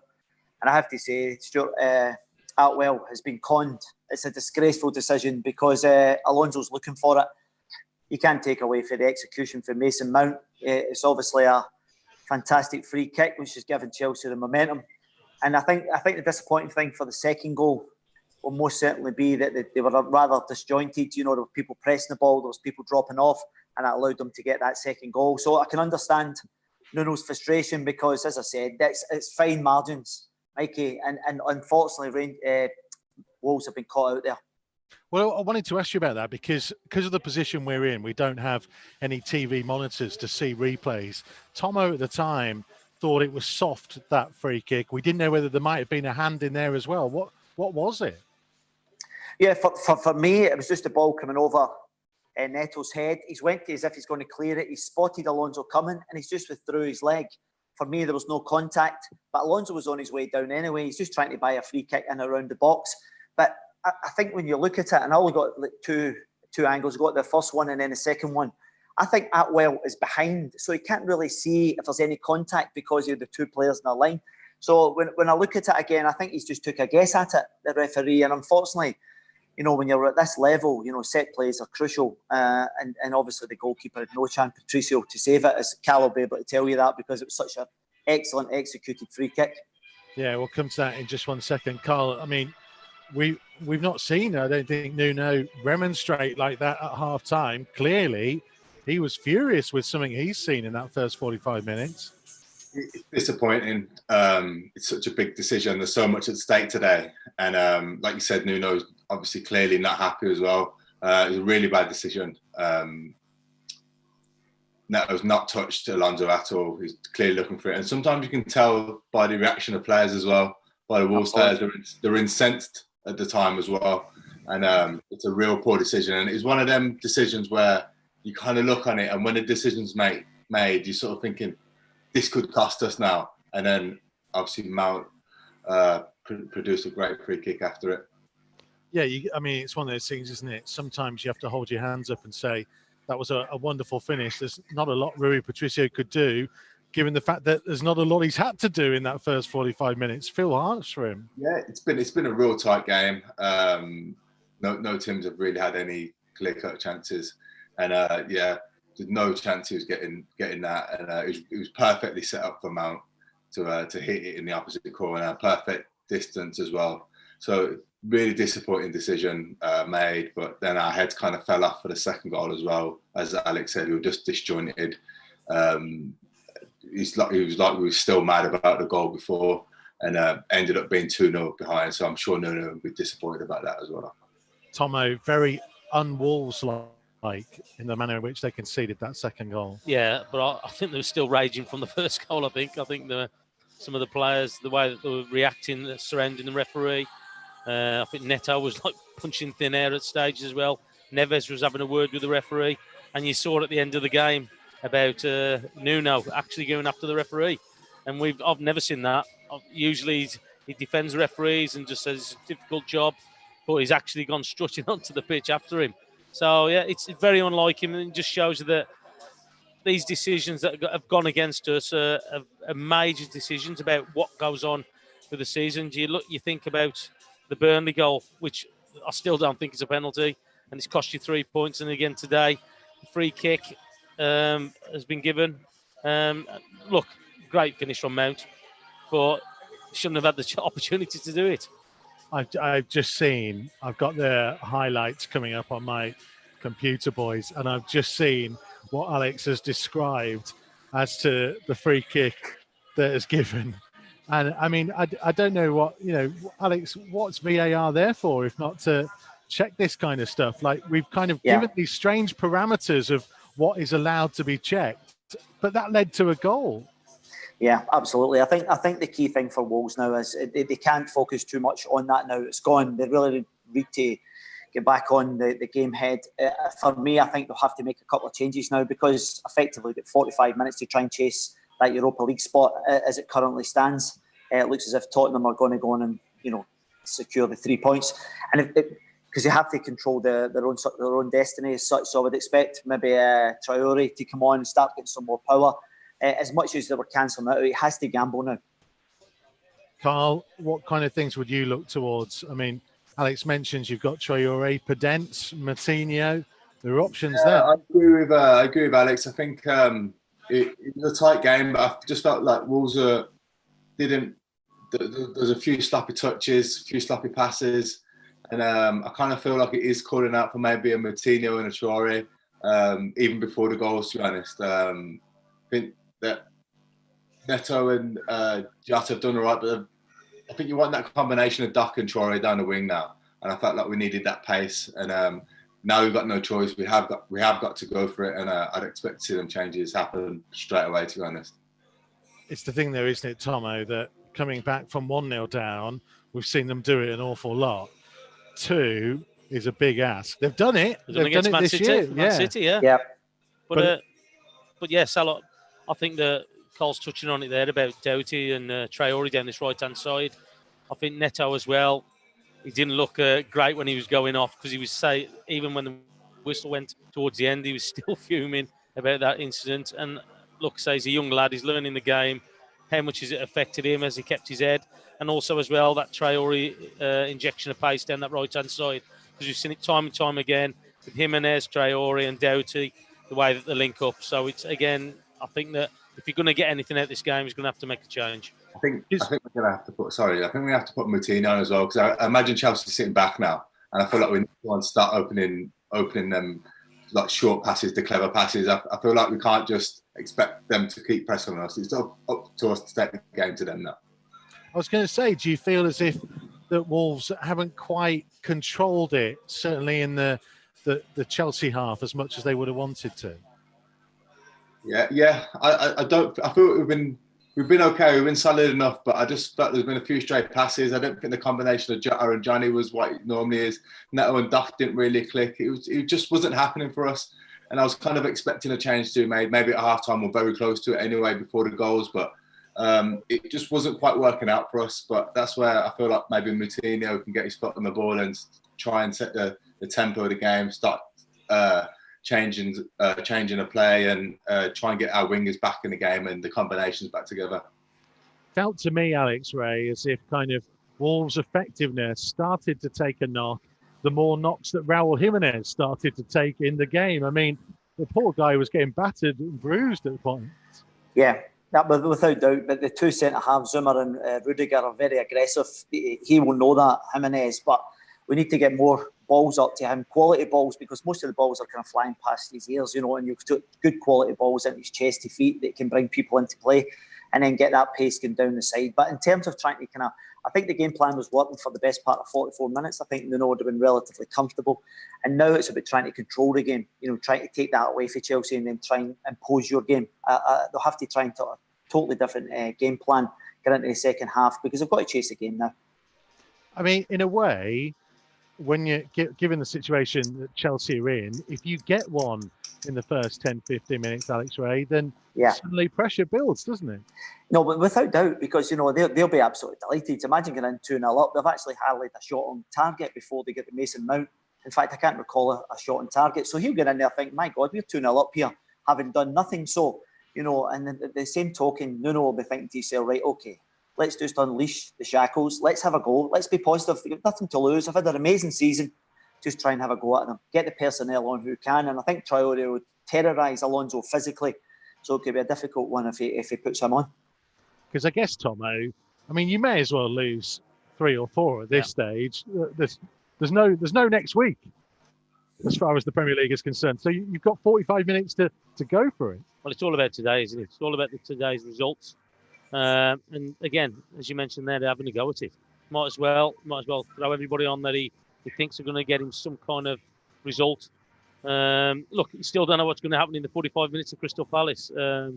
So again, if you can get yourselves back into the game or get yourself something out of the game, then who knows what could happen. Hang on, you were one of those saying beforehand that Palace had no chance. No, I didn't. I said that Palace did at home. All right. Well, you're still trying to claim that Palace are going to get Wolves out of this situation now. No, Wolves have got to get themselves out of this situation, not Palace. But I just thought that Palace might upset Tottenham a little bit. That's what I said. I said that Palace is decent at home. The run's got to finish sooner or later. So who knows? But again, you've got to take care of your own business.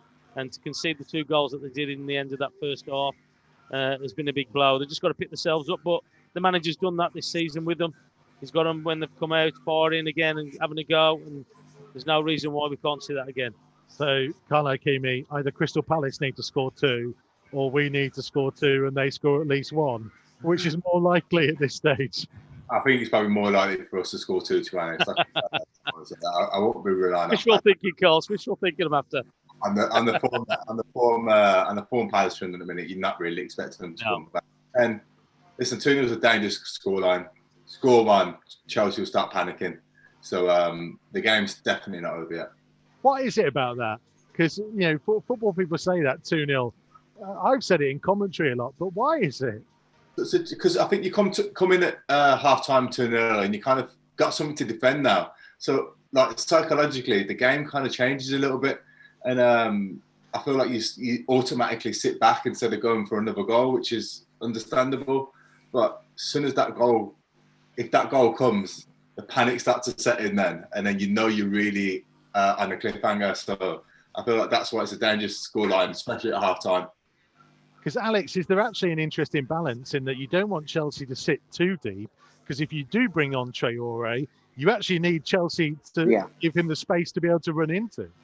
Yeah, without doubt. He likes to get space in behind, kind of drive it into that. So, I think Chelsea will just play the game that they're playing at the moment. I don't see them shutting up shop. They'll not invite Wolves on. So, as we keep mentioning, for me, it's about Wolves, what they do, try and take the pressure on and try and control the game, because I think that's an important thing. And for me, Moutinho is very much the player who can do that. So, listen, I think it's up for grabs. And again, going back to the Palace situation, if Palace get one, then you're obviously thinking to yourself as well, Tottenham, you know, the pressure's back on them. So I don't think that game's done and dusted yet. Yes, I love that. That's why we've got you on, Alex Rae. See, don't listen to me anymore, Alex. I can tell you that Adama Traore is coming on. Looks like for Pedro Neto. Boys, thank you very much. More from you to come during the second half and after the final whistle, of course. Don't go anywhere, folks. Second half is coming in. Matchday live on Wolves TV, powered by Blight Group. Listen for free online at wolves.co.uk or on the move anywhere in the world via the Wolves app. Wolves TV, Matchday live, powered by Blight Group. And we are back underway here at Stamford Bridge. Wolves trailing by 2-0. Can they find the breakthrough that they need to get it back to 2-1 first of all, and then to find a possible equaliser and more? It would be another famous result in a season that has seen plenty of them already. We think back to the incredible comeback against Manchester City away at Southampton as well. They have shown us before that they are capable of producing something magical when it matters. And it matters right now for the final 45 minutes of the season. Well, I'm just watching again. Chelsea just got a foul. I think that they must think that if the scream led enough to get a foul by the look of it off the referee, because that's what's just happened again. Neves said, look, he hasn't touched him, or the slightest of touches, and the referees give a free kick. A bit wider out for this one.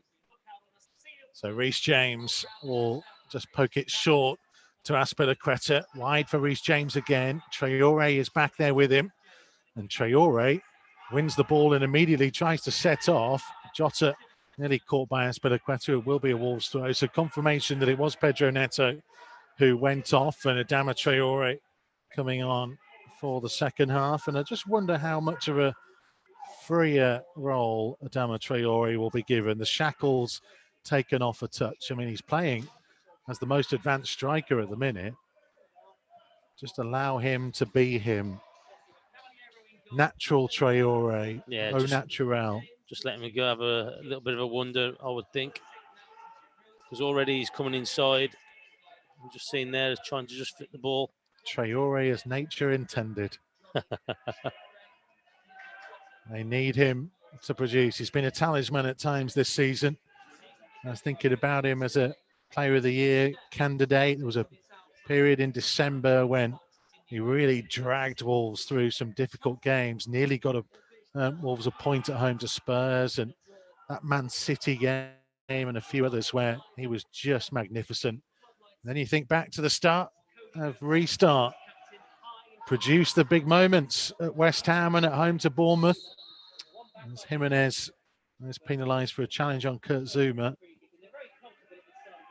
Chelsea 2, Wolves 0.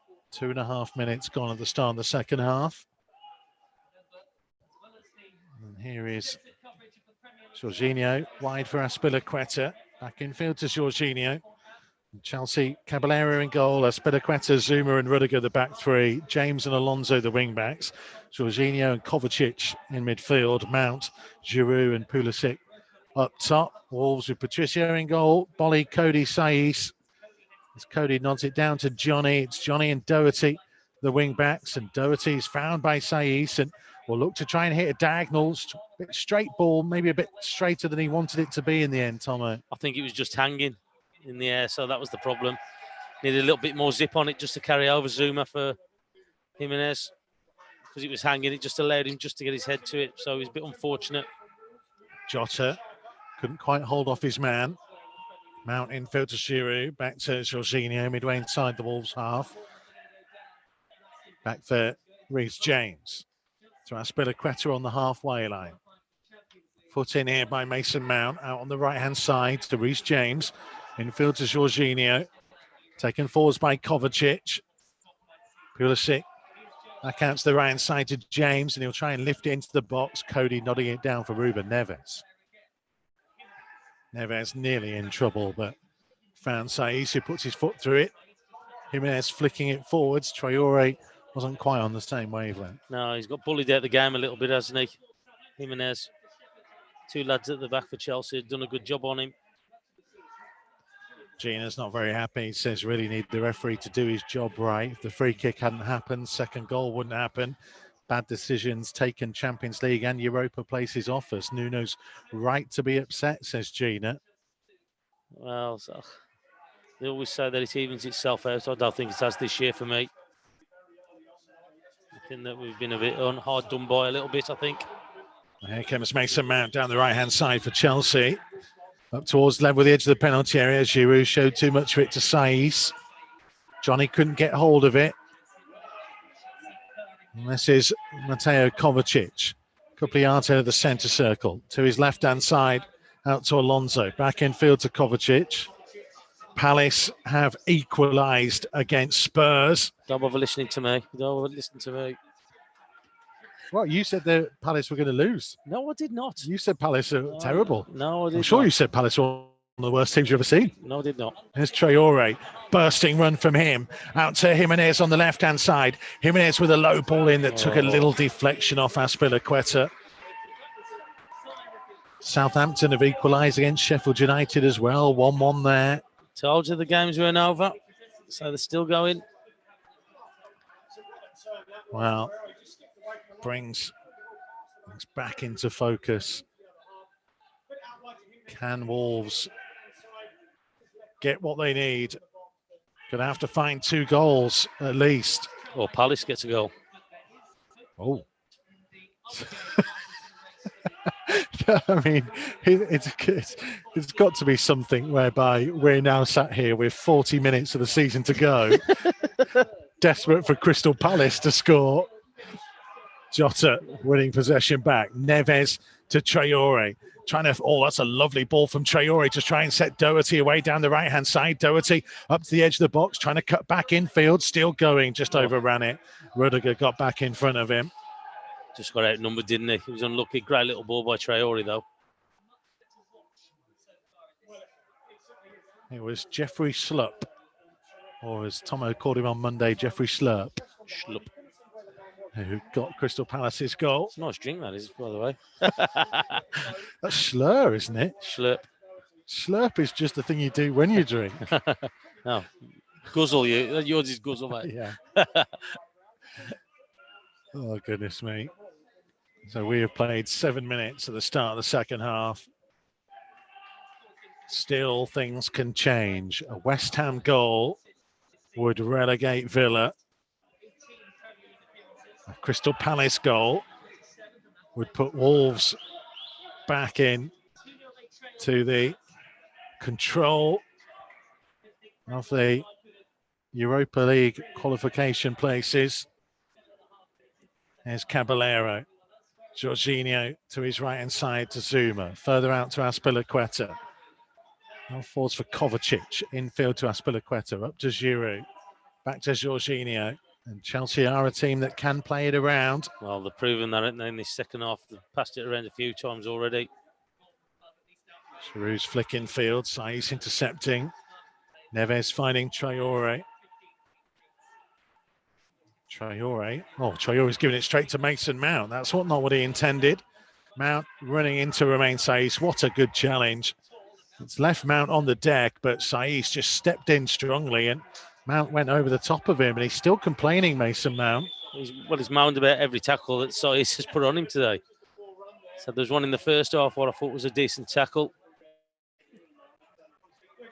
Physical Romain Saiss, 10 yellow cards this season. Not afraid to mix it. Ball over the top, Mason Mount. Flag has stayed down against him. Left-hand side of the penalty area, pulling it back to Pulisic. What a good challenge by Willy Bolly, who just about gets the ball clear. Marcus Alonso taking over, turning and crossing, and Saiss is there to clear the ball away. Danger not fully over. Dendoncker down to Neves. Early trying to get Jota away, and it needed the challenge from Kurt Zuma. Yeah, it was a great spot one from Neves, wasn't it, for Jota? Ball backwards by Reece James. Zuma infield to Kovacic at the base of the centre circle. I think that Wolves are going to look at making another change, the way that Nuno's talking to his coaching staff. Well, Podence is one of those being put through his paces. As Mason Mount finds space on the right-hand side for Chelsea. Infield to Giroud, 30 yards from goal. To Kovacic, out to the left-hand side to Marcus Alonso. Alonso up against Doherty, back infield to Kovacic. Now for Reece James in a central position. Wide for Mount again, trying to turn away from Johnny. Pulling it backwards to Reece James. Now picked up by Kovacic, centre of the half. Bolly again stepping in to win possession, but Wolves giving it away a little bit too cheaply. They've done that a few times, haven't they? They've done really well to win it back and then give it straight back to Chelsea. And Chelsea are the team that can make all the running here with a 2-goal advantage. Zuma will go back to Caballero on the edge of the D of his own penalty area. Jorginho back to him. Jimenez as much as he could to put him under pressure. So he's nodding down for Neves. Then Donker to Johnny. Johnny lost out on possession on the halfway line with Wolves players committed forwards, and Cody up against Mason Mount. Mount inside the penalty area, just being forced wide. Gets it back to Reece James. Infield to Kovacic, trying to find Giroud. Trying to tee up on the edge of the box for Pulisic. Wider to Alonso. Alonso being shown in field by Doherty. Forcing backwards to Jorginho to Zuma. Yeah, good defending. I thought Mount was just going to strike it a little early against Connor Cody, but he did well to just get back at him on his second touch. Pulisic back to Rudiger, to Kurt Zuma inside his own half, across to Azpilicueta. Now looking to find the feet of Mason Mount, who's just popping up in more and more bits of space. Vinagre and Matinho are coming on. Going to be 3 changes as well, I think. Gamble, Podence is stripped as well. Well, he might as well go for it, hasn't he? Might as well go for it. Well, Wolves at the minute are not winning the midfield battle. Can João Matinho help them change that? Here's Traore on the halfway line. Manages to find Doherty. Infield to Dendoncker. Neves, lovely turn by Jota. Now can he get Wolves moving? Driving forwards again. Trying to find room on his right foot. Got his shot away, but well saved by Caballero. Low down to his right-hand side. Best chance Wolves have created, though. Yeah, it is. Great play from Jota. Great little turn. Azpilicueta just got left alone. But did really well there. Just didn't get the power he wanted on the shot, did he? Deflection off Neves sends the ball to Doherty. Couldn't find Traore, though, who'd come quite a way in field. I wonder whether they'd just be better served getting him out on that touchline and a little bit more room to run. It's congested in that central area. Wolves haven't been able to find the feet of Adama Traore as much as they would have wanted to so far. No, so I agree with you. I think he's better out on that wing. So I think also Doughty linking up with him as well, because usually when Traore goes out wide, Doughty then comes into that area inside the centre forward as well, just to cause a problem. Well, there goes the change, I think. Yeah, triple change coming for Wolves then. It's Johnny off for Vinagre. So Johnny's Premier League season comes to an end. João Matinho will come on as well. It's Doherty who's coming off for Daniel Podence. So Traore back to wing back, so he will be wider. Yeah. So 300 appearances for Matt Doherty. Neves. And it's Ruben Neves who is sacrificed for João Matinho. What do you make of all of that? It'll be interesting to see what he's going to do. You know, we know that Vinagre is going to play left back. We know that Traore is going to go to the right back position. Matinho, yeah. So it's interesting. It's interesting. Has he gone for the experience of Matinho in that middle? Because again, just passed around a little bit. Offside flag up against Mason Mount. And to be fair, I think he's changed the left back, because I think that Johnny's looked a little bit heavy legged for me. Maybe that might be something about getting a little bit of success down this right-hand side for Chelsea. Well, there'll still be requirements, of course, that big game against Olympiacos to come. Well, players will get a little bit of a break after today. Here's Jota down the left-hand side. Ball infield to Jimenez. Wide for Vinagre. Vinagre is closed down by Kovacic. Wolves throw, level with the edge of the penalty area. I think Vinagre gives you that little bit more of a threat on the outside as well, isn't he, with his left foot? That pace. Jota back to Vinagre. closed down by 2 blue shirts. Another Wolves throw. And of course, the 20 step overs as well. Well, you've got to throw them in when you can. Vinagre. Martinho had come short. Went to Jota instead. Back to Vinagre. Chelsea pressing. Vinagre losing his footing. And in the end, throwing is given in Chelsea's direction this time. Just didn't really get anywhere with that succession of throws. Well, it was quite tight to him, though, wasn't they? And all of a sudden, the 3 Chelsea players just coming down onto Vinagre, never really left him anything, just surrounded him. There's Cody's header. Vinagre couldn't get around the outside of Reece James. Another Chelsea throw, just ahead of the halfway point inside their own half. And it is very much now hopeful that Crystal Palace can find another goal. Well, much to what Tomo wouldn't predict would happen. So there's no chance of it whatsoever. Dendoncker, lovely ball. Here's Raul Jimenez trying to take it on into the penalty area. Just got away from him, and Kurt Zouma showed his pace to get back in front. Just seemed to be waiting for it a little bit, didn't he? He was just hanging on for it and led Zouma to get back to him. Just waiting for the ball to come to him. Wonder whether he could have just took it on. It sat up nicely for him. I thought he was just going to have one touch and hit it, or as you just saying there, hit it, because he about 25 yards out. Just sat up nice for him. Traore blocked off. Another Wolves throw out on that right-hand side. We have played 16 minutes of the second half. There's Dendoncker. Of course, Raul Jimenez had his arrival of his daughter Aria this week, firstborn. So you could forgive him if he was perhaps a bit tired. Might not have had much sleep in the last couple of days. Wolves need him to find another gear. Look, he's had a great season though, hasn't he? Oh, incredible. Oh, great season. Most goals in a top flight season since John Richards, the King, back in the mid-70s. 1 goal away from beating Steve Bull's record of just most Wolves goals from a striker in a season since 1990. I mean, you'd have to go some to break Steve Bull's overall season goal record, but yeah, what a year that would be if he did. Chelsea free kick in the centre circle. Don't think anybody's going to get anywhere near Bully's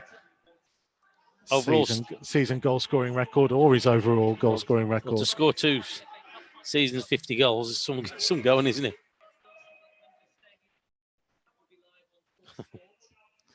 in any division, to score 50 goals.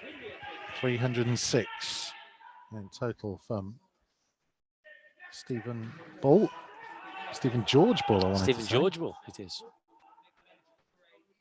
There's Adama Traore, miscontrol from him. Showed enough strength though to win possession back. Cody lifting it forwards.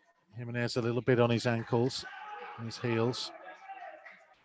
Cody under pressure from Giroud, back to Patricio. Played 18 minutes of the second half. Patricio trying to find Traore, was a long way behind him, and it's just not quite working for them at the minute. The changes have been made, but it's not having as much of an impact as Nuno would have liked. No, it's not. Just not being able to get any momentum at all, hasn't it? Or get the players into the game as much as Nuno would have liked. Put in by Willy Bolly again. Marcus Alonso will take the time before taking the throw in. Gets it back from Pulisic, 10 yards from the corner flag, down the line. Pulisic trying to hold it up and away from Willy Bolly. Just managed to feed it infield to Alonso. Bounced off Dendoncker, and Cody trying to clear, came off Giroud. Will be a Wolves throw.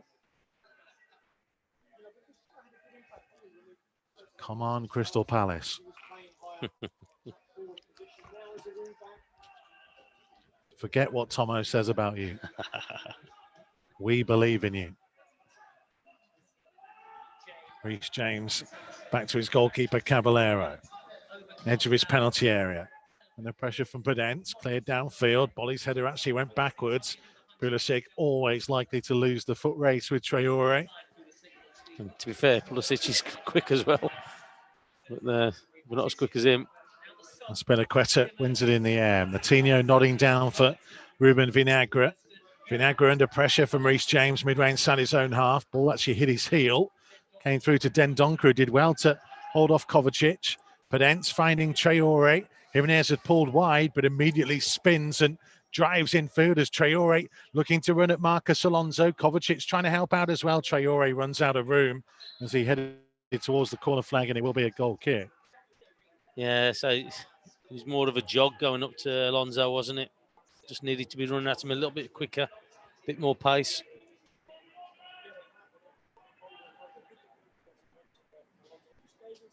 Caballero taking his time as well. Chelsea know that they are heading towards the Champions League as things stand. Still 0-0, by the way, between Leicester and Man United. So it's Man United that would join Chelsea. Leicester 5th, Spurs 6th, Wolves 7th, only on goal difference. And penalty for Manchester United as we speak. Change things again. The Saiz forwards. Interception by Azpilicueta. Jorginho backwards to Zuma. Wide for Jorginho. Deeper to Azpilicueta. Trying to play it down the line for Reece James. Just held off by Vinagre. And I think we are going to get the drinks break. The midway point of the second half. Wolves have made changes. They had a decent effort through Diogo Jota, but they haven't really shown too many signs that they are capable of getting back into this game just yet. No, they haven't. I think that Chelsea probably dominated this second half and controlled it. Just let them down a little bit to get any rhythm or momentum. Say Wolves sell at the mid those subs. Can we get them into the game a little bit more? That's the thing. And at the moment, we really haven't. We saw the shot from Jota. Didn't really catch all of it. Great little turn. But got to try and utilise Traore down that right-hand side. Well, it's a situation that Wolves know that they have to give their all now for the final half of the final half on the final day of the Premier League season. We are desperate for either a Crystal Palace goal or a Wolves turnaround. Can they get Traore into it more? Can they get Jimenez into the kind of areas where he has been so successful? Can they get Jota involved in the game more? Podence has barely seen it so far. Just got to try and get more advanced areas, haven't we? And I say, well, Watford are back to 3-2, by the way. Man United are now leading at Leicester. Bruno Fernandes has got the goal, so pressure slightly off Chelsea, maybe.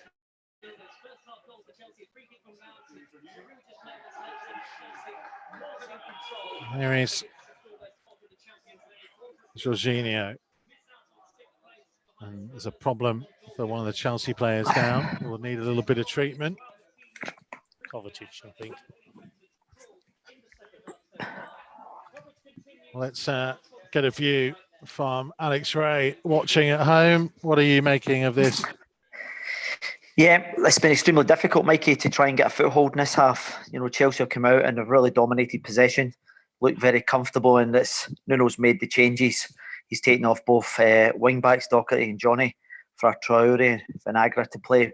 Matinho hasn't had an impact. It's just a case of trying to stay in the game, just to try and work some sort of opportunity similar to what he did with Jota earlier on, just to try and get back in the game, because you can't afford to lose a third, or obviously it'll be nightmare. So, you know, they've done very well, Chelsea, this half. You just have to try and upset the rhythm. Yeah, it's one of those where, I mean, bizarrely, we're desperate for Palace to get a goal now, Alex Rae.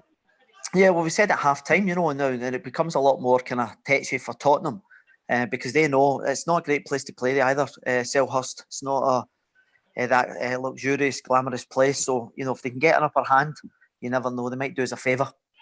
Well, I hope so. Thank you, Alex. More from Alex Rae after the final whistle on Matchday Live Extra. Chelsea in possession with Jorginho, with Giroud, taken on by Kovacic.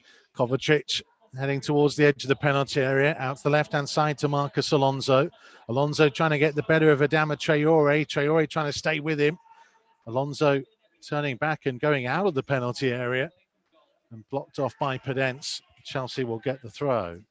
Well, he's past him and then he's caught him up again, hasn't he, Traore?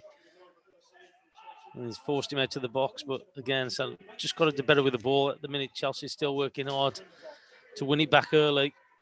Just got to try and put a little bit more pressure on them. Well, here comes Reece James down the right-hand side for Mason Mount. Saiss read the danger, got there in front of him and saw it behind for a Wolves goal kick. 25.5 minutes have been played in the second half here at Stamford Bridge. So Wolves need 2 goals here or 1 goal for Palace to claim 6th place as things stand. It is remarkable that it comes down to this. The final few minutes of the season, a season that we will remember for such incredible highs. We often forget that it didn't get off to the greatest of starts in the Premier League, at least. The success in the Europa League rather masked the fact that Wolves didn't win for, was it 6 or 7 games?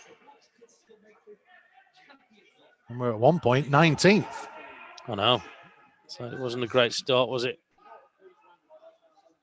There's Moutinho, up to Jota, back to João Moutinho. That's a lovely ball into the path of Jota. He tried to feed it infield for the run of Daniel Podence, but didn't quite get enough on it. And Podence then fouling Antonio Rudiger, and Wolves just inches away, really. Just a bit of a better connection from Jota, and they might have been back in the game. Yeah, it's been ifs and buts, isn't it, this second half as well. So good little break. Moutinho there linking up with Jota. That's just what's just missing, isn't it? Just that little yard or so with the pass. Here's Moutinho. Dendoncker trying to find Moutinho again. Scrapping away for it. Jimenez trying to flick it down the left-hand side for the run of Jota. Jota, left-hand side of the penalty area, trying to turn and feed it low in towards the near post, but comfortable save from Willy Caballero. Yeah, good pass. Good pass. Podence was on the right-hand side as well, wasn't he?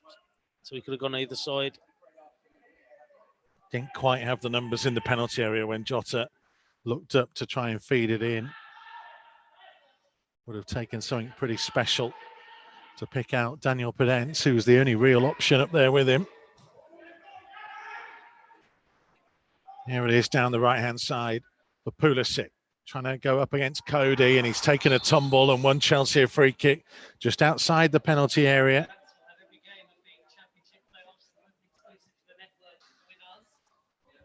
We are Wolves trying to defend this as much as they can.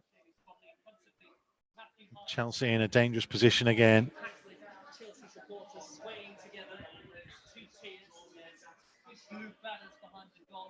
Three blue players around the ball, which is a step to the right-hand side of the box.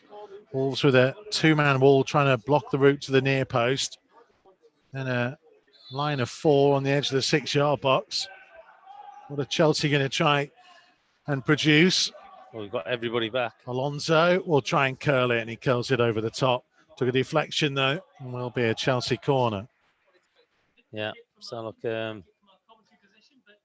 it's just strange watching how deep we are with the lads that they've got on the edge of the box. They still decided to have the cross, Alonso. Well, Wolves need something special now. They need to produce in the last 15 minutes. Mason Mount's corner, right-footed from the left-hand side. Attempting to try and whip it in towards the near post. Jimenez headed the ball away. Podence is giving chase. An awkward bounce for him. He tries to challenge. Couldn't quite hold it off. And in the end, Stuart Atwell is taking a bit of a dislike to Daniel Podence, gives another free kick against him. It just seems like all the 50-50s today is give to Chelsea, hasn't he? Just all the things that have gone against us. For me, I don't think there was much in that. Both jumping for the ball. Well, he is the smallest man on the field. As Jimenez putting pressure on Zuma. Has to go all the way back to Caballero. Puts his foot through it, clears it downfield. Bolly getting the better of Giroud, but the ball goes to Kovacic, wide for Marcus Alonso. Alonso turning backwards into his own half to Rudiger. Rudiger looking to try and switch the play out towards Reece James. Vinagre won it in the air. Jota will chase, and Jota nodding it over Azpilicueta, who pulled him back. Is he not going to book him for that? He knew what he was doing. Nuno, arms outstretched on the halfway line. I can't believe he's not booking him for that. He knew what he was doing. He's just telling him to calm down. That's a booking for me. Yeah. He's away, Jota. Well, Martinho is waiting for Saiss and Bolly to make their way forwards. 31 minutes played of the second half. João Martinho playing it into the centre circle to Cody. Out to the right-hand side to Traore. Traore crossing from deep. Dendoncker flicking on. Bolly trying to get there, and he looked for a moment like he was being tugged back, but there aren't many appeals from those in old gold. No, nobody really said anything, did they? Alonso up to halfway for Pulisic. Back in field to Jorginho. Down the line for the run of Kovacic. Kovacic using support from Christian Pulisic. Infield to Giroud. Back to Pulisic, curling it and over the top of the crossbar. Yeah, so like they're starting to have a little bit of freedom there in the Chelsea. So things just haven't come off for Wolves in this game at the moment. What is it? We've got 14 minutes or so left. Just got to try and insert a little bit of power on Chelsea and just stop them from getting up front. It's been Chelsea going to make a change, by the way. Tammy Abraham is going to be coming on. And also Callum Hudson-Odoi, Olivier Giroud being replaced. And I think it's been one of the myths of the season, really, that Chelsea, when they were under their transfer ban, and were having to rely on youngsters and whatnot, Tammy Abraham and Callum Hudson-Odoi, both England internationals, Mason Mount too, and it's Pulisic who is coming off for Hudson-Odoi. And Pulisic, they paid quite a bit of money for from Borussia Dortmund. £40-odd million for him or something. And they are adding to it, of course, with Hakim Ziyech and Timo Werner and maybe Kai Havertz, all coming to Stamford Bridge in the summer. They are not short of talent, and they are adding to it, and that's why it becomes even more for Wolves to keep things going. And Jota has presented it straight to Mason Mount on the halfway line. Mason Mount trying to strike from distance, not troubling Rui Patricio. Yeah, it's a bit of a mistake there from Jota. Nuno just thinks he's had a little bit.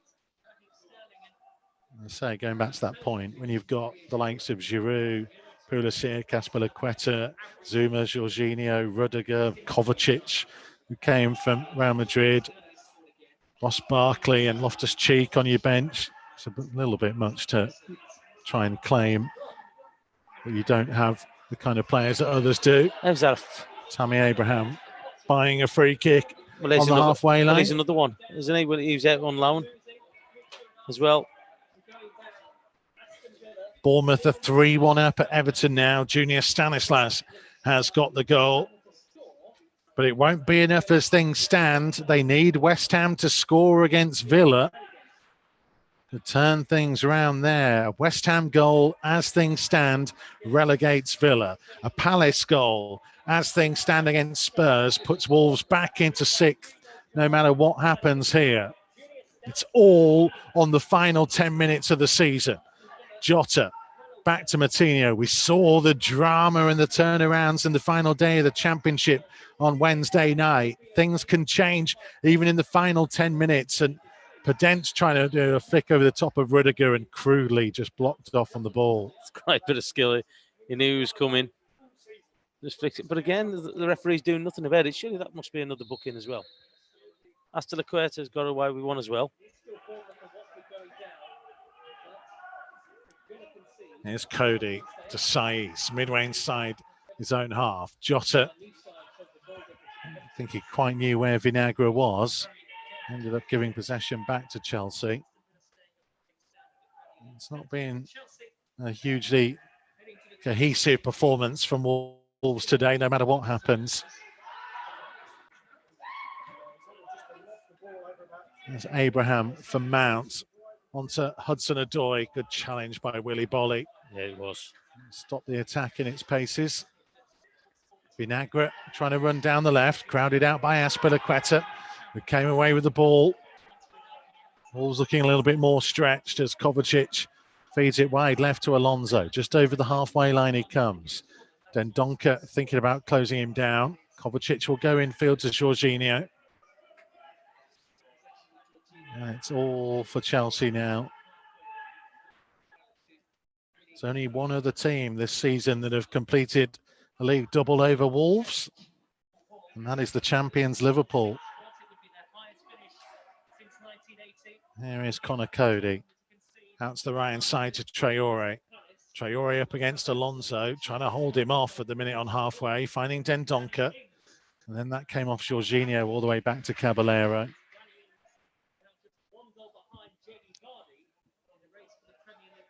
Wolves need a miracle. Yeah, it's just not happening, is it? You can see them trying to get themselves into the game, trying to get something with possession, just not happening for them. There's mad few minutes at the end of the first half with a highly debatable free kick and then a quick fire second. What does it say? Goals change games, didn't they? And it definitely did. Dendoncker winning it back inside the Chelsea half, leaving it for Traore. Traore nearly lost possession, but has managed to somehow find Pedence. Pedence in field. Traore, it'll come back to Daniel Pedence, trying to use a bit of trickery out wide, needing support to come from Dendoncker. Back to Willy Bolly, still inside the Chelsea half. Down the line for Daniel Pedence. Pedence up against Marcus Alonso. Low cross in, turned away by Zuma. Dendoncker putting pressure on. Here's Willy Bolly with the ball again. Down the line for Traore. Rather casual flick in field from Adama Traore. And here comes Tammy Abraham away from Willy Bolly. Dendoncker forced to take him out somewhat. A yellow card will be coming for the Belgian. Yeah, desperation a little bit though, that one was. 7.5 minutes gone. And by the sounds of things from our colleagues behind us, Villa might have scored at West Ham. Marcus Alonso with a free kick for Chelsea here.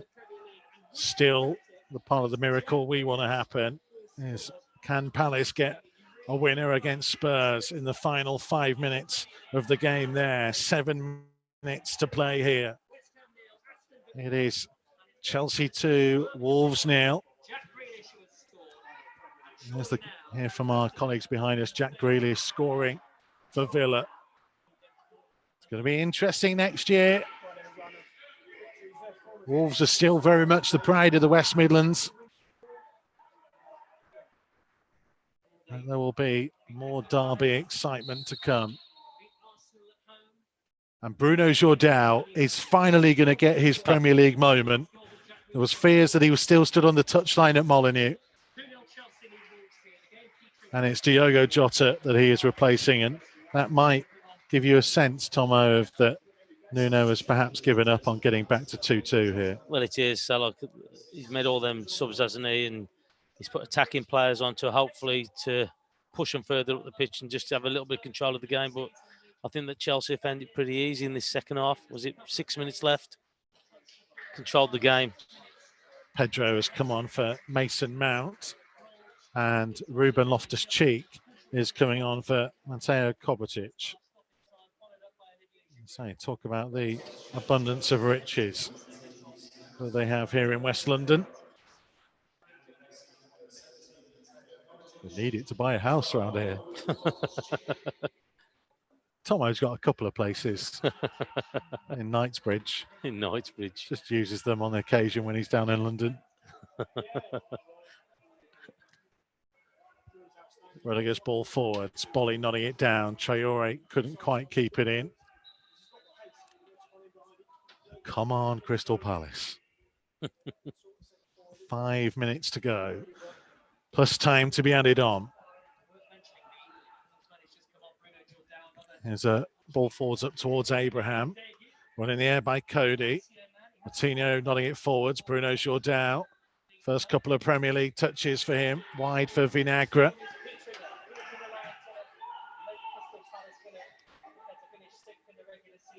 Villa back to 1-1, we are hearing. Alex Rae is dropping scores into our WhatsApp group at the minute, helping us out. There's Loftus-Cheek. Plays the ball back to Rudiger, and the pace and tempo has gone out of this game completely here, Tomo. Yeah, it has. So, look, they've been controlling everything, I think. We've never really tested them at all or pushed them back. I thought that with the changes, you would have thought that they would have made some big challenge against Chelsea, but unfortunately they haven't. Jimenez chasing the ball in towards the corner flag, couldn't quite keep it in. It's a Chelsea goal kick. We have 4 minutes of the 90 left to play, plus time to be added on. Still time for a Crystal Palace winner. Still time for a West Ham winner now.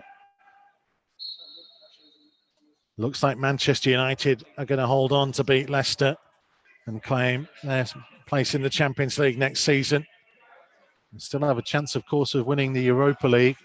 If Chelsea are to win the FA Cup next week, then Wolves, currently in 7th, would be back in Europe.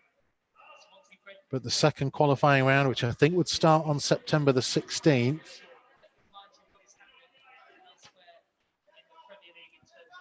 could win the Europa League. Still could, of course. Yeah, exactly. Looks like a tough ask with a potential quarter-final against Roma or Sevilla, and then a potential semi against Manchester United if they were to get there. But if you've got through those two, you'd fancy it. Well, I think we've got the harder side of the draw, I think, haven't we? Ross Barkley on for Jorginho. Who knows what could happen yet? Ball forwards, Cody. Came off his head. Another Chelsea throw. We still have 2.5 minutes left to play here, plus time to be added on. The other games are closer to the end. Palace Spurs is in stoppage time at the minute. Is there to be late drama? I don't think it's going to come here. The Wolves need it to happen elsewhere. They will keep battling to the end. Tammy Abraham's trying to hold it up in the corner flag. Vinagre and Cody trying to get it from him, and it's given as a corner. And Chelsea will take their time and try and eat up a few more seconds. Yeah, I can't see it going into the box, even though they're sending the lads up from the back, which I'm surprised at. I thought they might just play it short. Wolves have got everybody back defending as well. Yeah. Here is Reece James with the corner, right-footed from the right-hand side, hanging high. Abraham climbed highest, but couldn't get his header anywhere near on target. Yeah, just enough of a challenge on him just to put him off a little bit, and he was off balance. Well, the point is very much enough for Chelsea, so if they're feeling generous, they could let Wolves have a couple and get the point they need. Is that wishful thinking?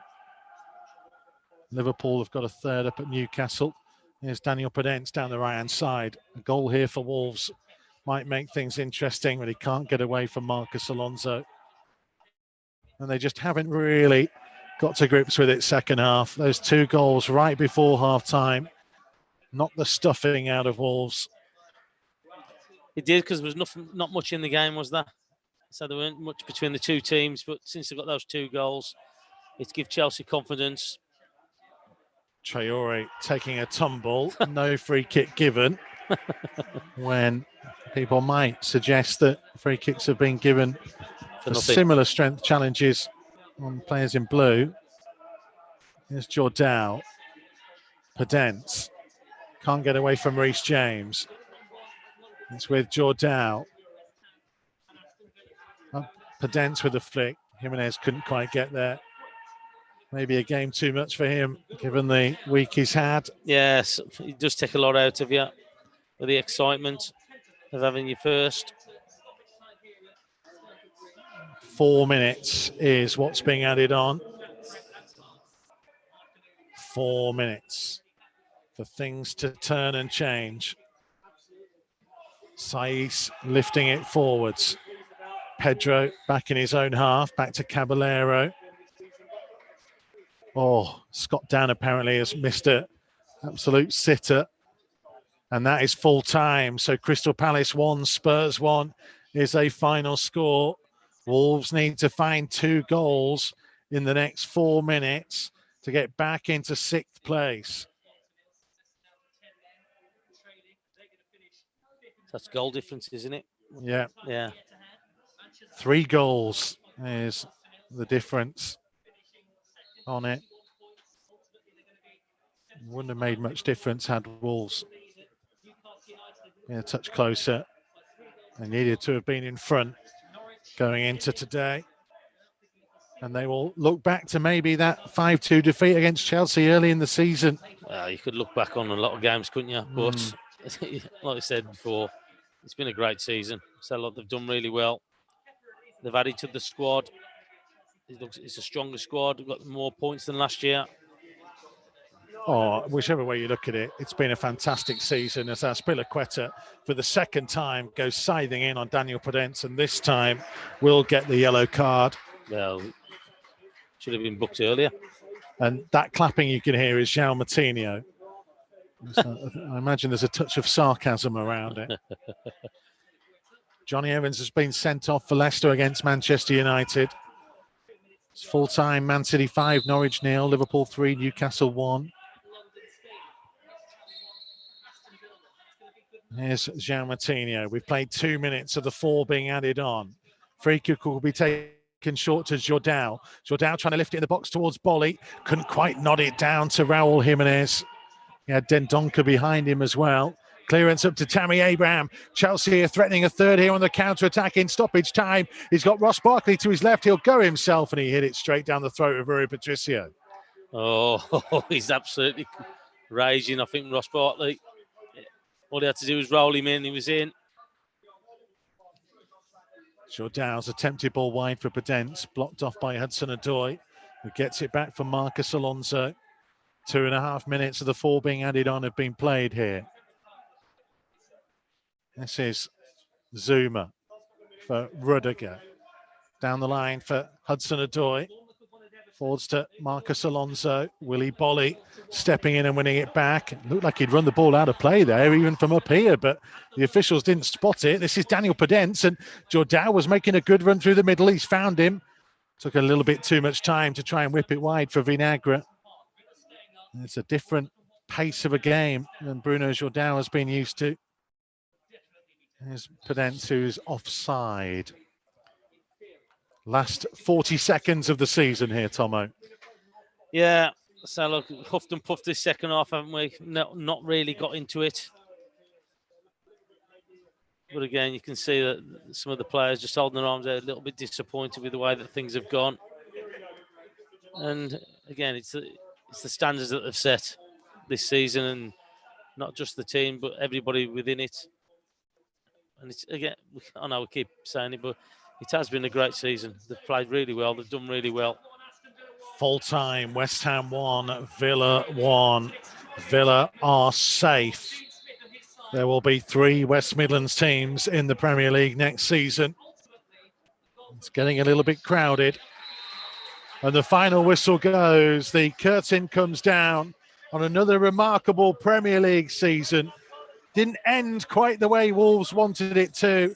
They will be reliant on today's victors to do them a favour for the second year in a row, winning the FA Cup. That would be enough for Wolves to be back in the Europa League. They still have this season's Europa League dream to continue. But Wolves have more points than last season, more goals than last season, conceded fewer than last season. They are 7th again. The progression is there to see, and Wolves can be very proud, despite defeat today, of the campaign that they have had once again. Yeah, it is. And again, last year we weren't pushing the Champions League. So this year we were thereabouts. And so look, it just shows you what they've done. So look, with the way they've played, again, they'll be disappointed about today because they knew what was at stake. Never really got into the game. But again, I think they've had a great season. Should hold their heads up high. It's been good. Yeah, it was one of those, wasn't it? Those 2 goals in such quick succession. And you can see at half-time how furious Wolves were with the decision to award the free kick that led to the first. I mean, it's a fantastic finish, but it should never have been a free kick in the first place. No, and he knocked the wind out to Wolves because, as I said, there wasn't much in it. There's nothing much in the game. And like to concede the 2 goals, what they did in succession in a couple of minutes, it just took the wind out of Wolves just before half-time. And never really come out in the second half and put up that much of a fight either. Made all the changes, but they found it difficult to get in. Well, we are going to take a quick break and then we will look back on what has been an ultimately exciting season that was full of highs and lows, joys and sorrows. It wasn't quite to be in terms of getting 6th place, but there's still a chance of winning the Europa League, of being back in the Europa League, of potentially still being in the Champions League this season. It might have been over for the Premier League. It's not done and dusted just yet. Keep your spirits high, everyone. We'll be back in just one moment. Matchday Live on Wolves TV, powered by Blythe Group. Listen for free online at wolves.co.uk or on the move anywhere in the world via the Wolves app. Wolves TV, Matchday Live, powered by Blythe Group.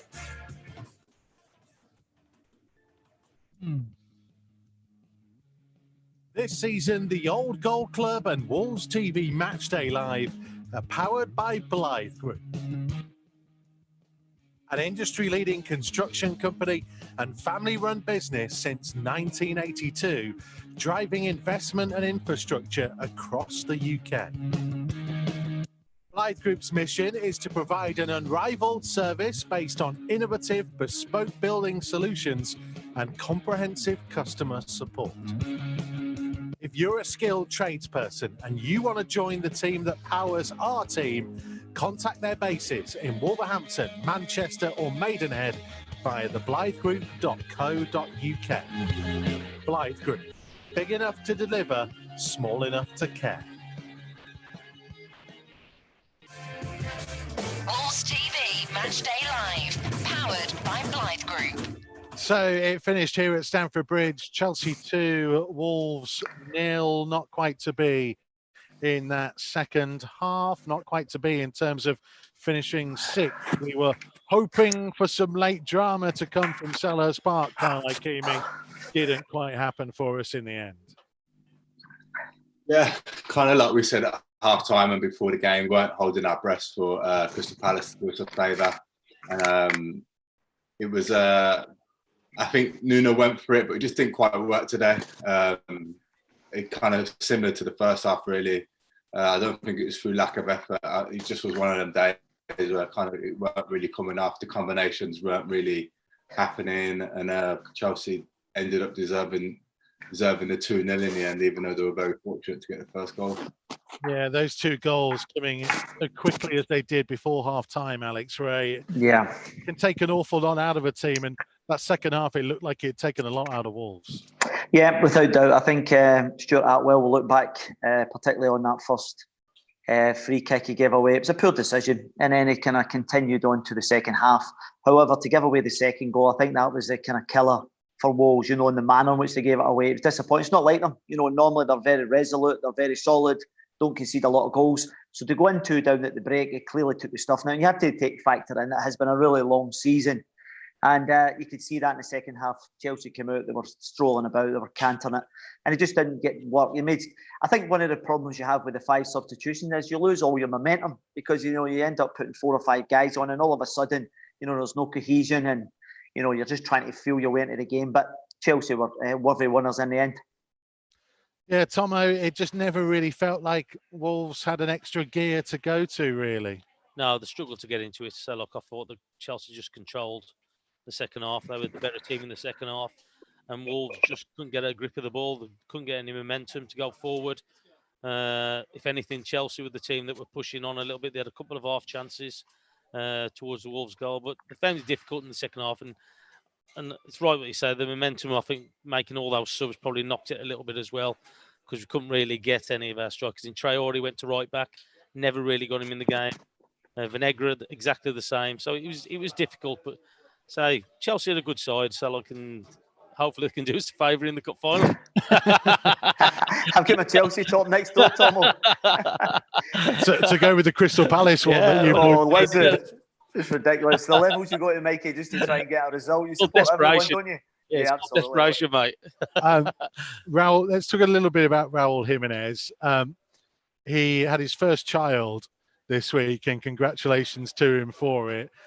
It's one of those, isn't it, Keems, where whenever you are losing, it always seems a lot harder. And for him, he's probably in that mode where he's not had a lot of sleep this week, and suddenly 2-0 down, it just feels like your legs aren't there.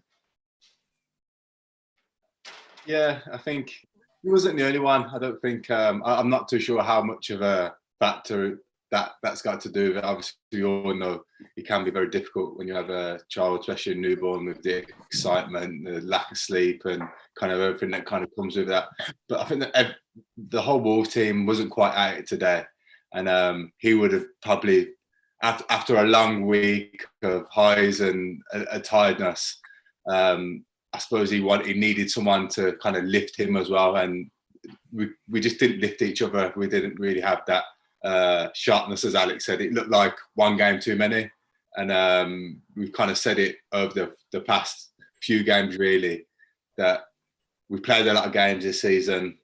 We've had a lot of games that are very close to each other, and we just didn't know how Wolves would react in their legs. Mikey, I was just about to think that's a really important factor that Carl's mentioned there, because you look at some of these guys, 55, 60 games. It's a remarkable amount of games, and as you said, and when you get a decision like that, it just deflates you. I've been in that position myself where you actually want to berate the referee, because you know the importance of it. Your experience tells you that it's so hard to get back into the game at that stage. Yeah, it's a great point that you boys make. The amount of minutes that these guys have played this year, and Thursday, Sunday, for an awful lot of it. Tomo and I were discussing that a little bit in the game. It feels strange, doesn't it? Because if it was Wednesday, Saturday, people wouldn't comment as much, but it's just the repetitive nature of it, Alex. You see it when you do Rangers. It's so much, isn't it? Game after game after game.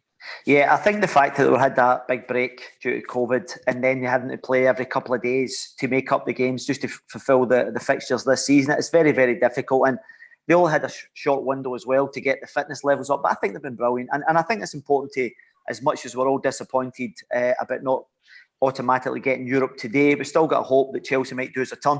But overall, when you sit back and you look at 2 top 7 finishes, that's amazing. Because see the teams you're competing against over the last couple of weeks, Man United, Tottenham, the big clubs, Chelsea, and it's just kind of fizzled out the last couple of weeks. But in the main, you have to say it's a remarkable job when you consider it, and it shows the importance of trying to break into that group as well. It's a lot of finances, and that's the reason why these teams are so desperate to get the Champions League.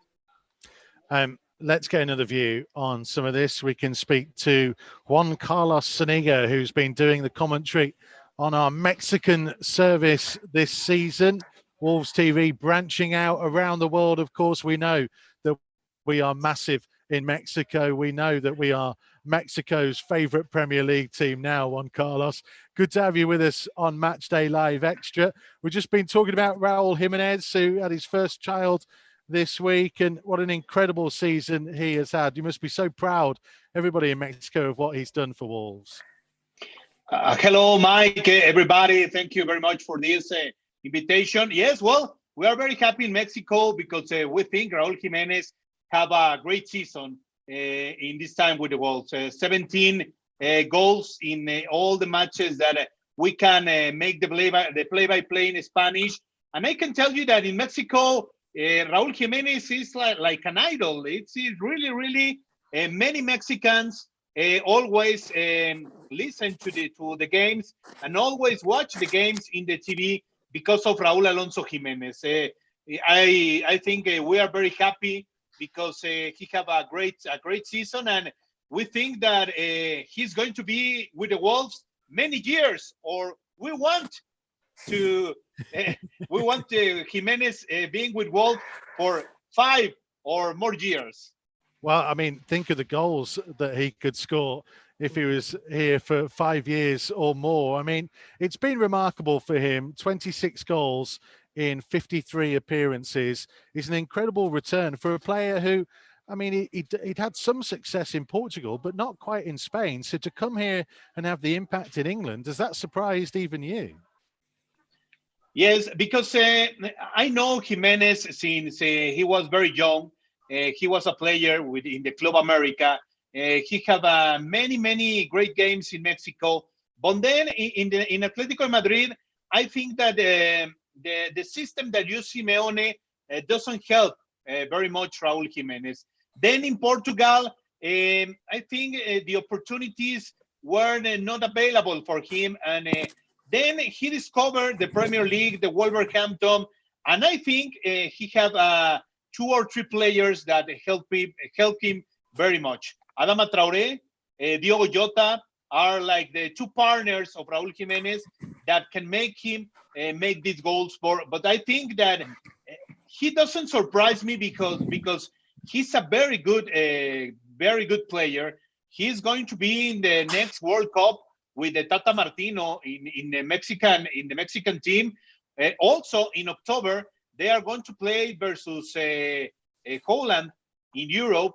So we are going to see Jimenez playing with the green T-shirt in Europe with our national team. So Jimenez also for the national team is a special player. We think that Jimenez can help the Mexican national team to be able to have a great World Cup in Qatar. Well, Carl, stay there because you can join us in on this. We're going to talk through some of the highlights of the season, really. We've asked kind of all our pundits here, Alex Rae, Carl Ikeme, Andy Thompson, all former Wolves players, to think of their player of the season.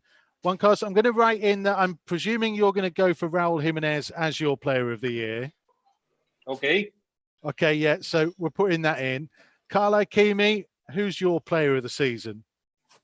It's a real difficult one. I've been kind of juggling with Jimenez and Traoré, and the only reason I've gone for Traoré in the end is just because of the improvement I think of the last 2 years.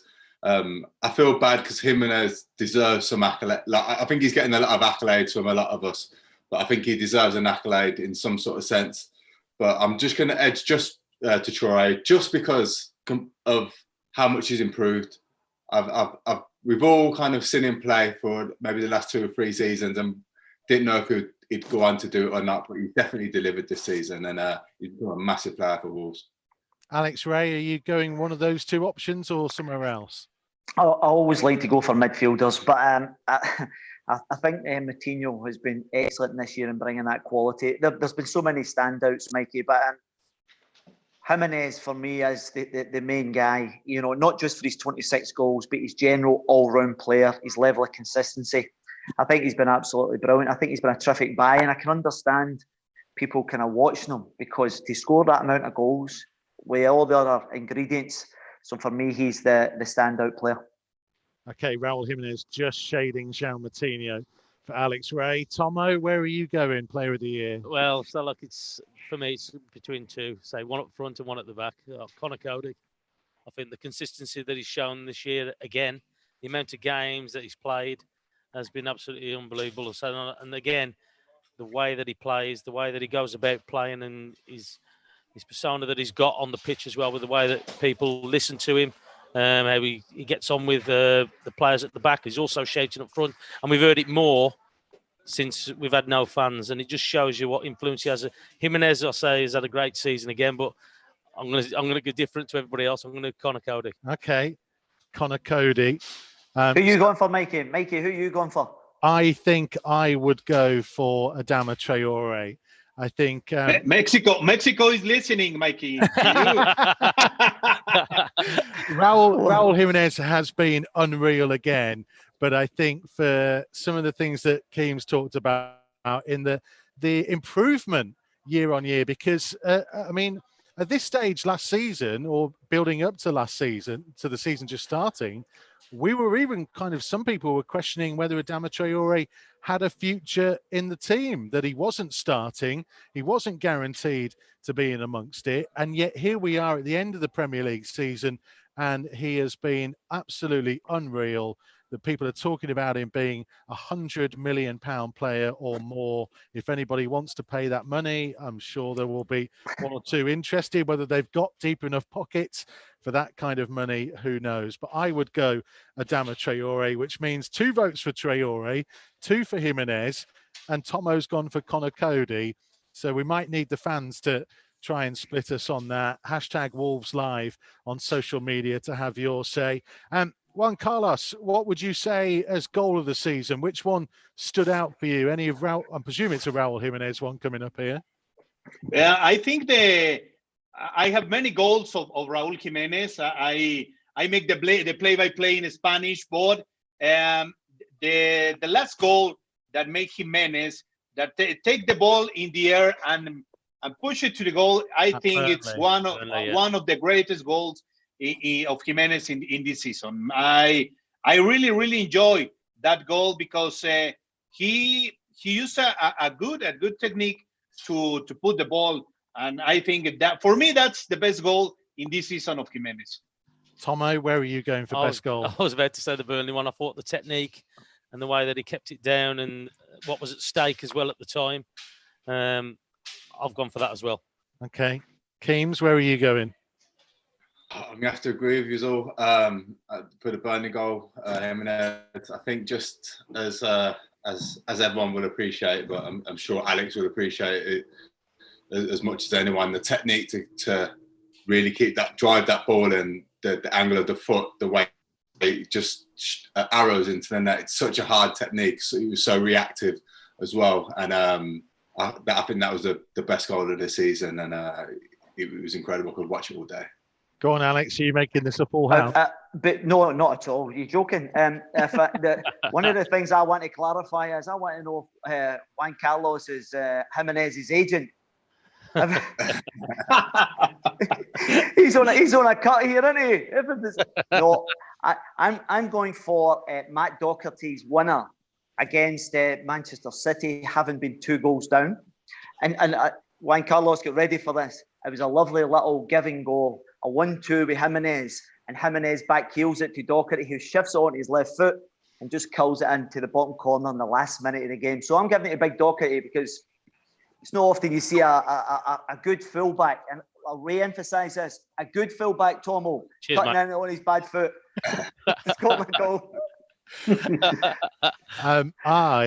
I thought long and hard about this, and I'm surprised nobody mentioned Ruben Neves, the volley in the Europa League, the goal against Man United right at the start of last season that was unreal from the short corner. But I've gone for João Moutinho against Bournemouth. Now, me and Tomo have fallen out about this because Tomo swears blind that he was just putting a cross in, and I reckon that he meant... I said he was putting it into an area. I think that was my quote.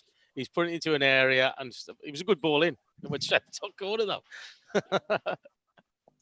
He meant it. I'm not disputing that. I'm not disputing it. But for example, I think the goals that makes to Manchester City in this season were 2 really great goals with Jimenez and Adama Traore. With that combination, there are not spectacular goals, but I think those goals that make to Manchester City were two really good goals with this explosive partnership that have Adama Traore and Raúl Jiménez. Juan Carlos, I know you've got to go, so thank you very much. Just before you do, what would you say was your overall highlight of the season you've just seen? I think this team needs more players for the bench. I think they have a really good game with Nuno Espiritu Santo in all the lines. I think Conor Cody is one of the great defender of the Premier League.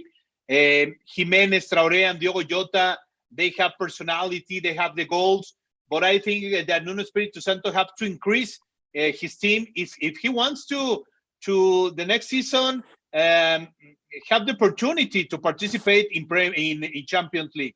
Obviously, they have also the possibility winning the Europa League, but I think if Nuno Espiritu Santo and if the team increases the players, the bench, I think they are going to have a better team. And obviously, well, they have to have more opportunities with Fodense, with Pedro Neto, these young players that can also play every weekend with the first team. Juan Carlos, thank you very much for joining us on Matchday Live Extra. See you soon. Stay well. Thank you very much. Thank you very much for this invitation. I'm going to visit you. I'm going to visit Wolverhampton. I want to know you. Okay, you are welcome. When that is possible, we will get you over and get you to a game, because I've got a feeling you probably shout even louder than I do at some of these Wolves matches. Juan Carlos, thank you very much indeed. Thank you, Mike, Tomo, Carl, Alex. Cheers. That's brilliant. So we're going to continue on with our kind of review of the season, really. And unsung hero is next up. Tomo, where are you going? Because you've given the player of the year to Conor Cody. So I don't know where you're going for unsung hero. I mean, this could be Raúl Jiménez in your mind. I don't know where you're going. Well, you've got to go both, didn't I'm going to go for Johnny. Okay. I'm going to go for Johnny. I think that he's been consistent all year. I think he's played really well. What a great goal he scored last week as well. But yeah, I'm going for Johnny. I think that he's had a great season. I think he's improved as well. He's coming to the club. He's settled in right away, and he's shown everybody the reason why they've spent that money on him. Alex Rae, who gets your unsung hero award? I'm going to go for Matt Doherty. When you consider what he's done for the club over the time that he's been there, I think it was at 75,000 for Bohemians. It's an absolute, it's chicken feed when you think about the grand scale of things, when there's 20, 30 million pound players floating about the Premiership. And to contribute with 8 goals plus a level of consistency, I just think it's an amazing story. And, when you consider he's only 28, there's still a lot more to give from him. Carl Ikeme, where are you going?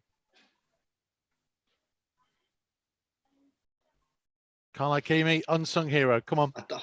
I wanted to say Codes, but because Thomas said he's the player of the season, he can't be an unsung hero at the same time, can he? So it's just confusing me. Mikey informed me earlier on that he won both last week. We did do that one in an online poll. They ended up winning both. I'm not sure how that happened. Yeah, I'm gonna go for Codes. I think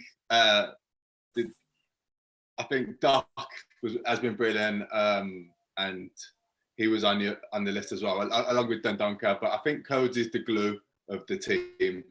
I think he really keeps us together. As Tomo said, like, now there's no fans, you can really hear how vocal he is, how he sets the tempo, how he sets the pressing off.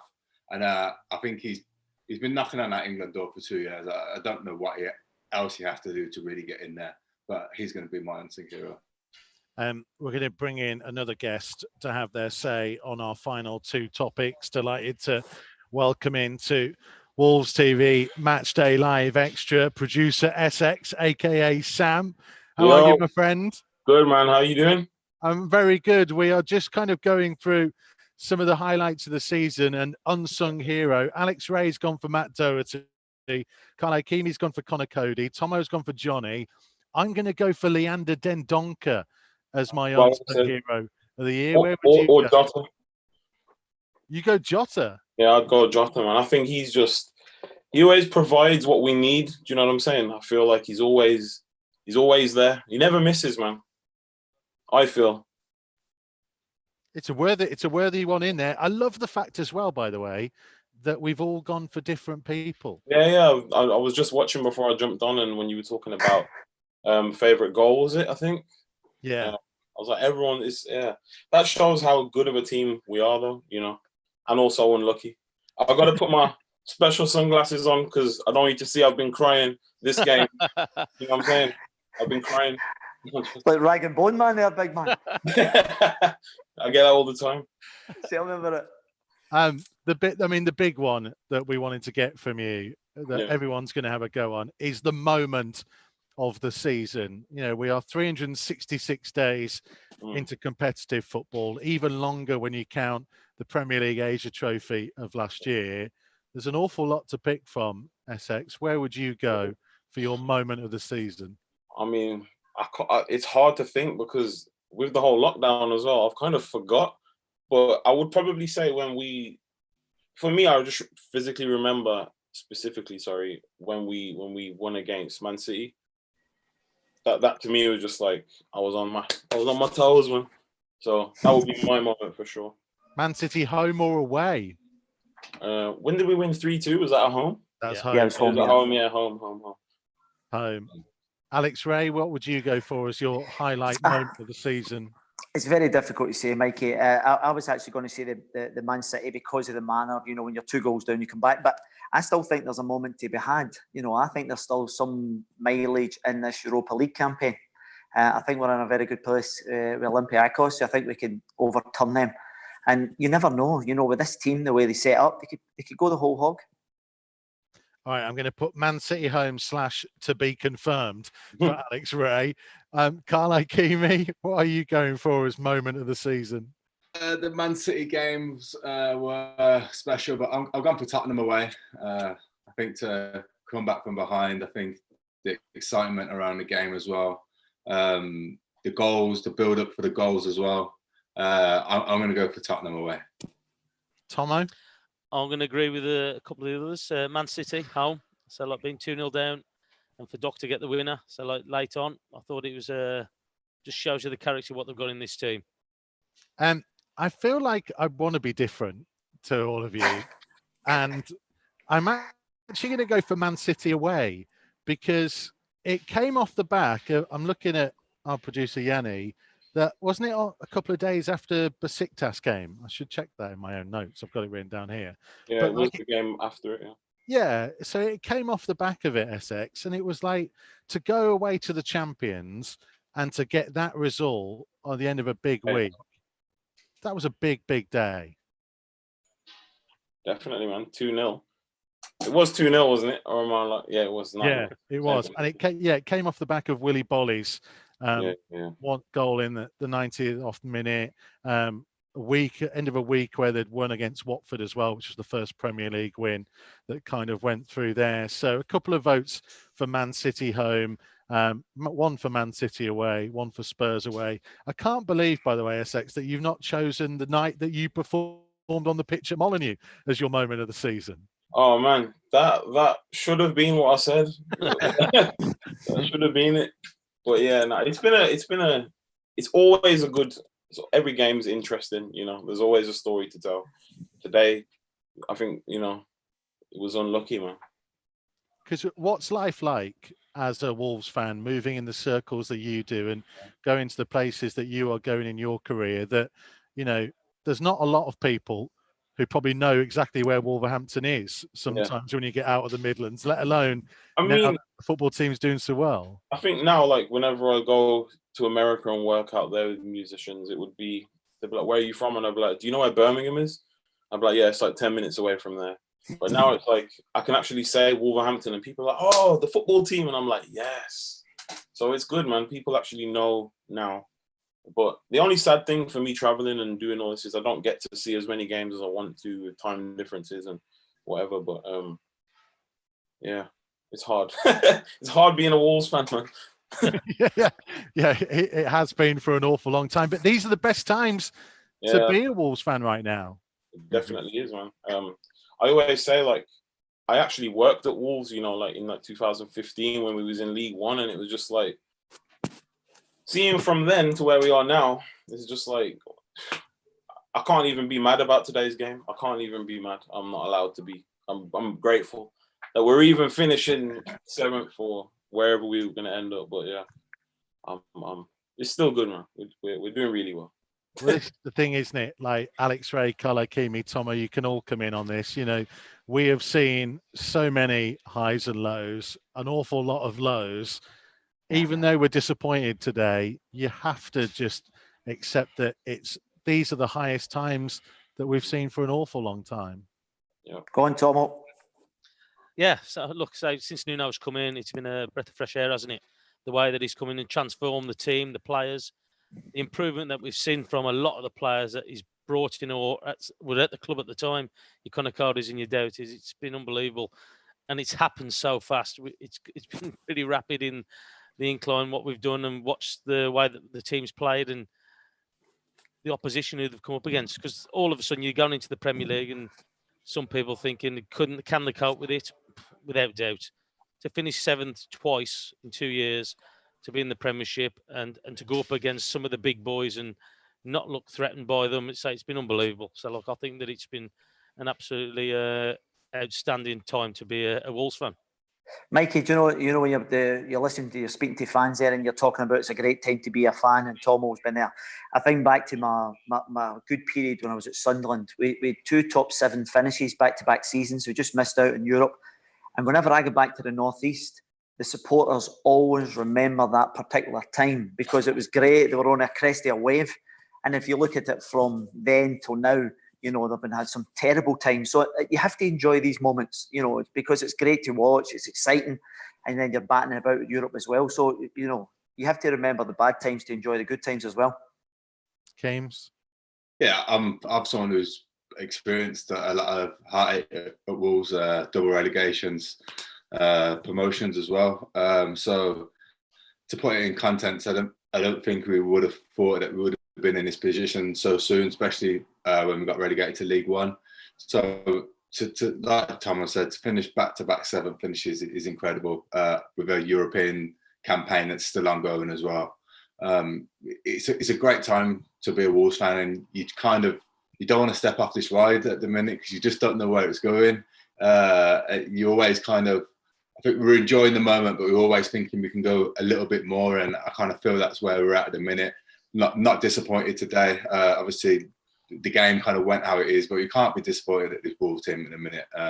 They've done so much in such a little amount of time, and we are in that mix now of the top 8. When everyone's talking about the top 8, top 6, our name always gets mentioned, and to do it once was great. To do it twice shows that we are actually a good team. Yeah, Essex, it hasn't been a fluke, has it? Hasn't, man. Nah, I think we've put the work in, and to be honest with you, I think it was needed because when we was in League One, it was like everyone, even the fans, when you're sitting there, like you feel that energy. So to know that it's been felt within the actual team as well, and the changes that were necessary were made. So yeah, speaks for itself, really. We are like Carl said, like a top 7, top 8 team. Is there anything you'd like to ask any of these boys before we let you go? I've got one for Carl, man. I want an old shirt, man.